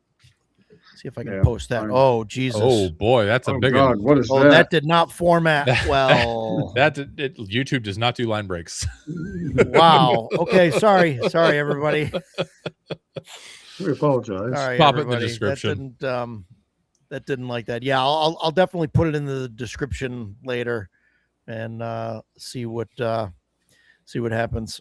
But yeah, so sorry about that. But yeah, I'll post it in the description so everybody can see the list where we're at without having to watch the entire video. Wow, really quick. I'm just gonna run through. Bushido. There you go. Yeah, I didn't think of that, but I'm surprised that wasn't on your list. But yeah, I guess that's probably actual getting it to the table has got to be a part. Yeah, I would have to photocopy this thing to give. You just don't find these things anymore. And this is the 2nd edition. Yeah, and as you can see, it's book 2. I can't find book 1 of this print, so that's how rare they are. But at some point, hell of a game. Find it. Hell of a game. Yeah, that's cool stuff. Real quick, my 6 through 10. I don't know if you guys have your 6 through 10, but I do. What I did, a lot of this stuff is stuff that I've run or played, that I just want to get to the table. But this I haven't, but my 6 is Shadow City, Blood and Neon. The reason why that didn't make the top 5 is because I'm running Shadow Dark. I've run a lot of Shadow Dark. I've played a bunch of it, and it made number 6. But I would like to try it. My 7 is Alien. I really want to run Destroyer of Worlds, which would be probably a 3 to 5 session game. And then Pirate Borg. I definitely want to run a small campaign with this, especially after I got the starter set. This has got a lot of awesome stuff in here. That's a great box set. I didn't back that, and as soon as I saw it, I was like, God, I should have backed that. Yeah, it's really good. That was my number 8, and then my number 9 is Mothership. There's a few modules that I'd love to run in here, and I've never ran it, so I think that'd be exciting. There's definitely a few modules that I want to run, and this is a weird one that I just want to run a one shot in this because I liked it when I saw it and when I played it, and I think it'd be fun. I don't know how it would work long term. I know it's going to be kind of complicated. I think it's going to be more complicated than the Fantasy Flight dice, but there's this, which is Fate of the Norns. Children of Fate of the Norns. This is the Children of Era one. Like I don't know, like that made it on the list because I really, really want to try it. I really want to get it to the table. I don't know how well it's going to work, but I'd love to run a one shot in it, and I think that would be fun. With the runes and all that stuff. I think it's gimmicky, and I think that part is going to wear out, after a while, and it's going to end up being the Fantasy Flight dice, issue. But I think it'd be really fun. And so you and I picked that up at the same time, and it's one of the few RPGs that I've gotten that I very quickly had buyer's remorse on. The city book that Ed Greenwood wrote with him is phenomenal. I mean, that's like take that city and put it in any fantasy setting and it works beautifully. But you nailed it. It's gimmicky, and I'm just like, man, I love the setting, but this system is just not for me. I would play it if you ran it, but in fact, I think I gave it away at this year's auction. I'm pretty sure I did, and it's one of those things I don't miss. Yeah. There you go. Yeah. Like I said, I want to run a one shot in it and give it the old go and see what happens. And Jason, you got your sure do 6 through 10 that you want to go through quick? Is Bushido, barely missed the cut only because it's so rare. 7, Hyperborea, without a doubt. 8 is probably going to be either Adventures Dark and Deep, Joe Block's AD&D, or Worlds Without Number. So I'm kind of mashing those two together because I would love to see both of them.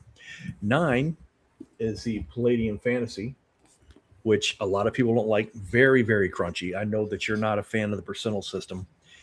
I first started playing it in 1991 when I was in Germany. The guy that ran our second edition AD&D group was talking to me one day, and he said, I have a game that you will play, that you will love, and you'll never want to play AD&D again. And I was like, oh, boy, those are some strong words, man, because I'm a big fan of AD&D. He showed me this, and I was like, you were right. It is superior in every way to me. It's very crunchy. It takes a lot to make characters, just like all the Palladium. I get that. But it is so freaking good. And one of the things I love most about it is that everyone cannot use the longbow. 2 classes can use the longbow. The longbowman and the ranger. And when I saw that, I was like, well, clearly this game's for me. So there you go. And number 10 is Iron Kingdoms, which very few people know about. It's 3.0, 3.5, but it's more than just a setting for 3.0. It's called Full Metal Fantasy. It's steampunk, but instead of steam, it's magic. I love this world. The world is so cool. The setting is so cool. And it's 3.0, 3.5, which most of us are very familiar with. So you can jump right in and start playing in this incredibly well-written world. I met the creator and the artist. They were based in Seattle when I was stationed at Fort Lewis. I drove out to Seattle one day and walked into the storefront that I thought was a store that wasn't. It was their business office. He was very cool about it, walked me all around, showed me all the stuff, gave me a copy of all the books and signed everything. Matt Wilson's the guy's name. Super cool. So that's number 10. I love it. Nice. Stan, you got your 6 through 10? Yeah. My number 6, I don't have the books with me, but they're behind me. My number 6 was Tales of Argosa. Okay. Definitely something I want to get to the table for sure. For possible future use for longer campaigns. My number 7 was Adventures Dark and Deep, because that reason as well, because it might be something that I look to for a long-term campaign when my CNC game's done. They kind of get wonky here, but I had Forbidden Lands next on the list. And that's number 8. And then I had Old School Essentials as number 9. and I had Star Wars D6 as number 10. Excellent. I've run a shit ton of it, but it's been Yeah. a long time since I've done it. So, and I have a choice. whole other list of almost 10 things. Some of it is you guys' fault. So Yeah, it was like, oh right. shit, I should have put that on my list. Yeah, there's a couple of I those. got whole know. shelves of stuff. I've been doing that now too. Matt, you got 6 through 10, or are you still writing? No, I have it. So 6 is Dragonbane. I just kind of bumped it out of the top 5 because I've run it and played it some. 7, Call of Cthulhu, same thing. 8 is Pendragon. We already talked about. 9 is Twilight 2000. We already talked about, and 10 is Forbidden Lands. We already taled about. So Man, Wow. we have some great lists. Wow. yeah, Those crossovers are amazing. We've got more crossovers on Yep. the second half. It's crazy. Dan, how about you? You got your 6 through 10? 6, Black Sword Hack. oh, good. That's a Okay. good one. Because I think I can get my wife to play and turn her into a gamer. Okay. That's a very that's a good great reason. reason. All right. That's Jason's reason of Pendragon's high up on the Yep. list. I think. 7, I think this counts, even though it's the base game I've played a shitload. Savage Worlds of Solomon Kane. Okay. So Nice. I like Yeah. Solomon. I like Savage Worlds a lot. I used to play a shitload of it. I love Robert E. Howard. I love Solomon Kane. I want to give that a try. Number 8. My only Borg on the list, Black Powder and Brimstone. Oh, wow. So, Yeah. which is, I love Pirate Borg. I've run Pirate That's a Borg weird lot. one because it's like the most non-Borg Pirate Right. Borg. It's the most non-Borg Borg. It It shares a lot doesn't of lean Borg into mechanics. the whole aesthetic. It does not. It is world's ending. it is readable. Stuff. Yeah. Unlike helps. many other Borgs. That helps a lot. There is high contrast on the pages, so you can see the words clearly. But also, I think the setting's kind of cool. It's like kind of like it kind of reminds me of Darkest Dungeon. So anyway, that's number. I don't even consider it a Borg. Well, Like, number 9 is another OD&D clone, Wolfwald. So Oh, I this have is that too. That's a good this one. is an Anglo-Saxon setting, and there's a lot of really cool stuff and really cool monsters in here. My wife got it for me for Christmas, and I really want to play it. And cool. last but certainly not least, even though I know it would be absolutely ridiculous to play because I know about the rules in this game, but the guys that make Oh, it God, have Fatal. a lot of passion for it. He's gonna say Fatal. No, Oh, there you go. It's got to be Arduin Arduin, of trilogy, course. Arduin. Yeah. Yeah. So Yeah. I feel like it's a piece of history, and I want to experience it. I'm Yeah. kind of waiting until the I'm Until really waiting Arduin, for Bloody Arduin, Bloody Arduin Arduin. Yes, drops, but I do want to try playing actual, proper, ridiculous rules for everything Arduin. yeah. So, I did the one shot at CNY this year, and I have to That was a say, blast. man, it was a Yeah. freaking blast. yeah. I had a great time. with Cool. So Yeah. yeah, that's my 6 through 10. Cool. And apparently Yeah. I made Ryan Nikolai really happy. So, and Edgelord Blacksword Hack you can get now because the Mushmen finally have U.S. distribution. So you can actually buy it for not like $200. Yeah, it's a nice. cool book. Yeah. The guy who Nice. wrote that does a lot of Kickstarters for. He'll just do lately he's been doing it's Kobayashi or something. He just does PDFs of a lot of them recently, but he makes a lot of cool stuff. Yeah. The one thing I will say about this is Roger would hate it because the spine is upside down.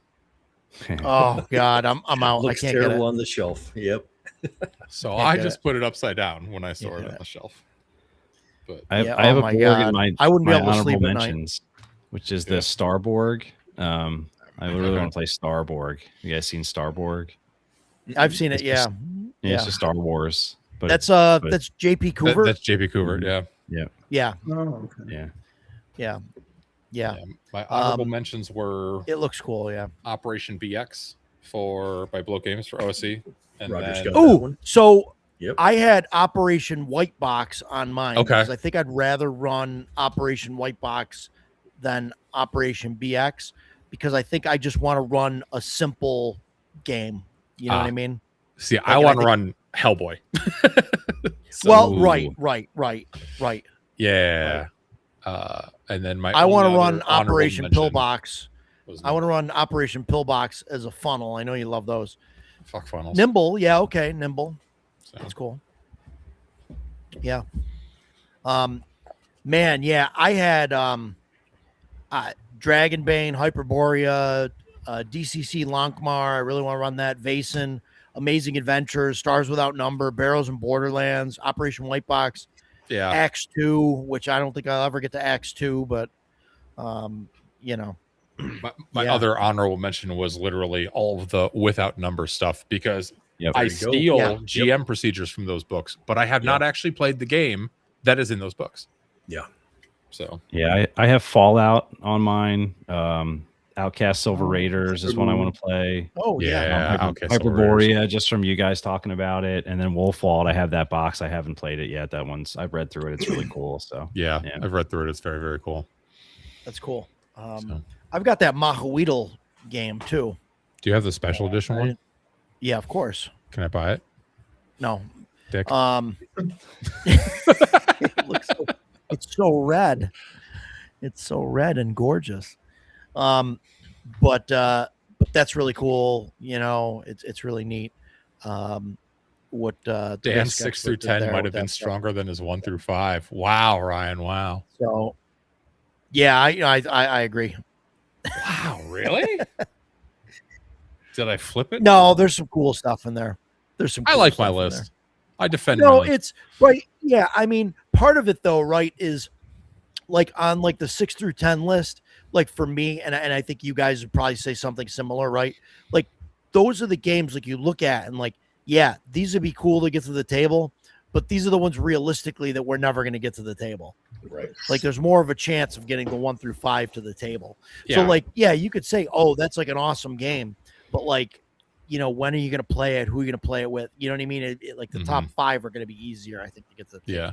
That's my opinion anyway, but we all have access to online. I'm looking at what Ryan said, man. I totally agree. But between Kickstarter bringing the most obscure things to life overnight, print on demand means you have almost unlimited access to every game ever made, and online. You know, I live an hour from Roger. The Edgelord lives 2 hours away. He's in Rochester, Buffalo. Guys are scattered. You know, Stan's in Maine. Matt's in Pennsylvania. Yeah. I have no idea where you are, Dan, but I know you're not a neighbor. Outside we Chicago. can easily jump onto a VTT and play a game. You know, all these games we talk about, we're never going to get to play them. We can. All it takes is Look at that. hours a night. There you go. Solomon Kane and There you go, Bushido. It's Jason. CNY 2027. Hell yes. Okay, Ryan, save me a spot because I will play Bushido, man. Yes. For the record, I also have Bushido, Jason. Do you? I do. It's Wow. in one of print do my you have? zine boxes over there, and I don't Okay. want to dig through it, but I do Man. have Bushido. Yeah, it was originally published, I think, by Phoenix Games. That sounds and then right. Then it was bought by Fantasy Games Unlimited, and they did a print, and then they quickly went out as like everybody else does. Also, someone in one of the chats bought it off a Noble Knight while we were here because it was last in stock today. Oh wow! wow. So Wow, it's awesome. it's probably Vince. Who bought it? Cool, love it. Who bought it? Yeah, man, Vince went to buy it. God, it's so good. That's As soon as Ryan like- said he was like- running it. somebody was talking about like Pendragon is for knights, like Bushido is for samurai. Yeah. I'm a huge fan of samurai and the whole Oriental Adventure scene, but Jesus Christ, dude, Bushido is like you're playing a freaking samurai. Yeah. Or even if you're not a samurai, you are in that world with that system. It's so incredible. So Yeah.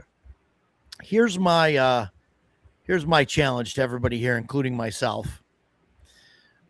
We do this again in a year, Ooh. mid-July next year, Okay. and I want A to hear retrospective? Which I ones want we to played? hear. Well, I want to do another top 5, Okay. but I want to, that we want to get to the table, but I want to hear that we played, some of these games that were on our list from last time, and Are they we didn't just talking get one shuffled shots or an around. extended 4 or 5 games. Well, whatever we want, right? Like, I mean, like I said, like for Forbidden Lands, I definitely want to run it as a campaign. I'm not going to run this as a one shot and call that I ran it. You know what I mean? But like something like Inspectres and Neon Skies, like that, those I want to run as like maybe 3 to 5 sessions. I think those are doable. Like that's how I want to run it. So I don't want to say, oh, I ran this as a one shot, I'm good. Yeah. Because really on my list is I want to run this a small campaign, 3 to 5 sessions. And I would love to play in a small campaign of that. So that means I want to run it as that. So if I just run a one shot of it, I don't count that as checking it off my list. Right. Right. Like Call of Cthulhu, same thing. Like I want to run the starter adventure, but that won't check it off my list because I want to run, masks. Like that's my goal with it. You know what I mean? So that's kind of how I see that. That's my opinion. How do you guys feel about that? I mean, a whole year to play a few games. I mean, that sounds possible. You're right? my DM, dude. Let's go. I don't get out of it. You know what? Honestly, we had so much crossover. We could work on that together, especially when you factor in 6 through 10. Yeah, and I would like to get together and maybe play online. I don't know if I've got Thursdays free. Yeah, I don't know if we could play for me. If we could play online and do it, or if we want to play it like stream it. Sure. I don't know. I mean, I don't know if you guys are down for that. I would. I think it would be very boring to watch, but that's just me. I think that's me too. I feel the same way. Agree, I don't like watching people. But I'd be happy to be a player. So yeah. What say you, Stan and Matt? Would you guys play on a stream? I would play. No, I would play for sure. Just depends on the night. Most of my nights are tied up with something. Well, what are you doing Thursday? If I was usually playing. Yes, remember I'm either playing or at the gym. To play all the time. Yeah. I need you guys to retire or more. I was just talking about this today with my buddy in PA. I'm like, I need to find people that are available like during the day because I usually don't do a freaking thing during the day. It's at night I'm out doing stuff. I'm getting close, and I'd love to find a group of guys that could meet, and play during the day, like once a week or whatever. That'd be great. Yeah. And Edgelord would like to join as well, so there's another player available. Yeah. We'll see. We'll talk about it. We'll see if we're doing Thursdays, Edgelord. Yeah, I know. That's like the prerequisite. Are you free on Thursday? Stan, I am almost fully retired, man. Brutal Legend, was that the? Please join me. That was the Jack Black game with heavy metal. Jack Black. Yeah, the Jack Black game. Yeah, okay. Yeah, that was awesome. Yeah, it was awesome. I love it. Yeah, I love it. Man, I want to go play that now. So Crispy will be watching. It'll be fun to do a retrospective and be like, I played this and it was awesome, and then it'll be I played this and it sucked. I sold it. Yeah. I mean, break my freaking heart. Yeesh. Yeah. Yeah. Edgelord just wants to play. Yeah, let's talk about it and see what we can do. Because I think I could run this online. Might just be you and me. But it'd be just me and you. I know. I'll give it a shot. Across the streams if I'm the only one playing, I guess. Fix the one I would use as a doorstop. I'm looking. Well, like here's the thing. Like Forbidden Lands, I'm not going to run online. Like that's going to be my home campaign. Yeah. Like so, I'm not going to do that. Call of Cthulhu, I think is going to be the same thing. I don't know if I would run that online. Maybe. Yeah, I think horror is better in person than it is online. I agree. Right. Traveler, I don't know. I go back and forth on that. We'll see. Neon Skies, maybe I can run that online. I don't know. I think it's doable. I mean, but there's certain things that I just don't want to run online. Yeah. So I could run Wolfwald online. I could run Xylarthen online. I could totally run fucking Hellboy online. Oh yeah, right. Yeah, right. So yeah. There you go, Edgelord. Yeah, I will also play is Team the of right Ghostbusters. Fuck yeah, we got a group. We got a group going for this. I'll play Team of Ghostbusters. I'm just gonna loop the Thunderbusters mashup song nonstop the entire time we're playing. I mean, it could be fun. I don't know. We'll see. We'll see. The only thing is like the mechanics about like the shared dice and all of that. Like, that works well in person when you have them sitting in the middle of the table on the things and people got to grab for them and somebody like else Nimble, I like, would want to wait, run online. Right. Or I'm sorry, one run in person, because like part of the mechanics is like the leftmost die is your primary die and that kind of thing. So I think that would just be kind of weird online. So but there's a lot that could be that definitely online. would. I mean, you could do it online. It would just be be good. Right. Yeah. Cameras are important. But good stuff. Good stuff. Right. Yeah. For running online. Yeah, you're saying absolutely. for like rolling dice and stuff. Yeah. I mean, even less about the dice, but more or you about mean like faces. Facial cues and engagement. Yeah. If I run online, I would say cameras mandatory. Yeah. I mean, I don't know how you guys feel about that. I mean, but no, I agree. That's the only way. Like, because how am I going to play Hearthstone then, Roger? Yeah, right. Just make sure your account's not linked to Discord. Yeah. Oh my God, Edgelord! Yes. I could still hear that same thing in my head. That when they say burrs. It's there. Yeah. Somebody's. I just read something about somebody doing like a remaster of that. That's C64 games. So if they're adding multiplayer to it, I'm so that's wild, man. Yeah. Really, like remote, like online multiplayer, or local. Yeah, I think it's online. Oh my God, man! I'm gonna take some days off, and we're gonna. Yeah, man. We're just gonna rock that out. Yeah. Oh, it's fantastic. Look, even Jeff likes Ghostbusters. So yeah.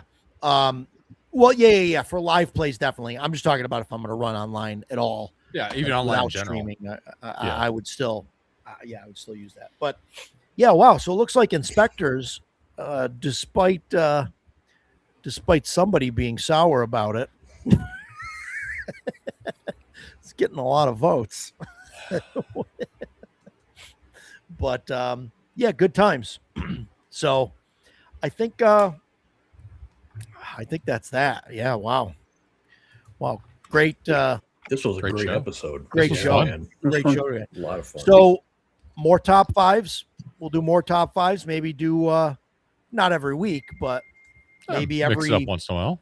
Maybe once a month or something, or every month and a half, 2 months, whatever.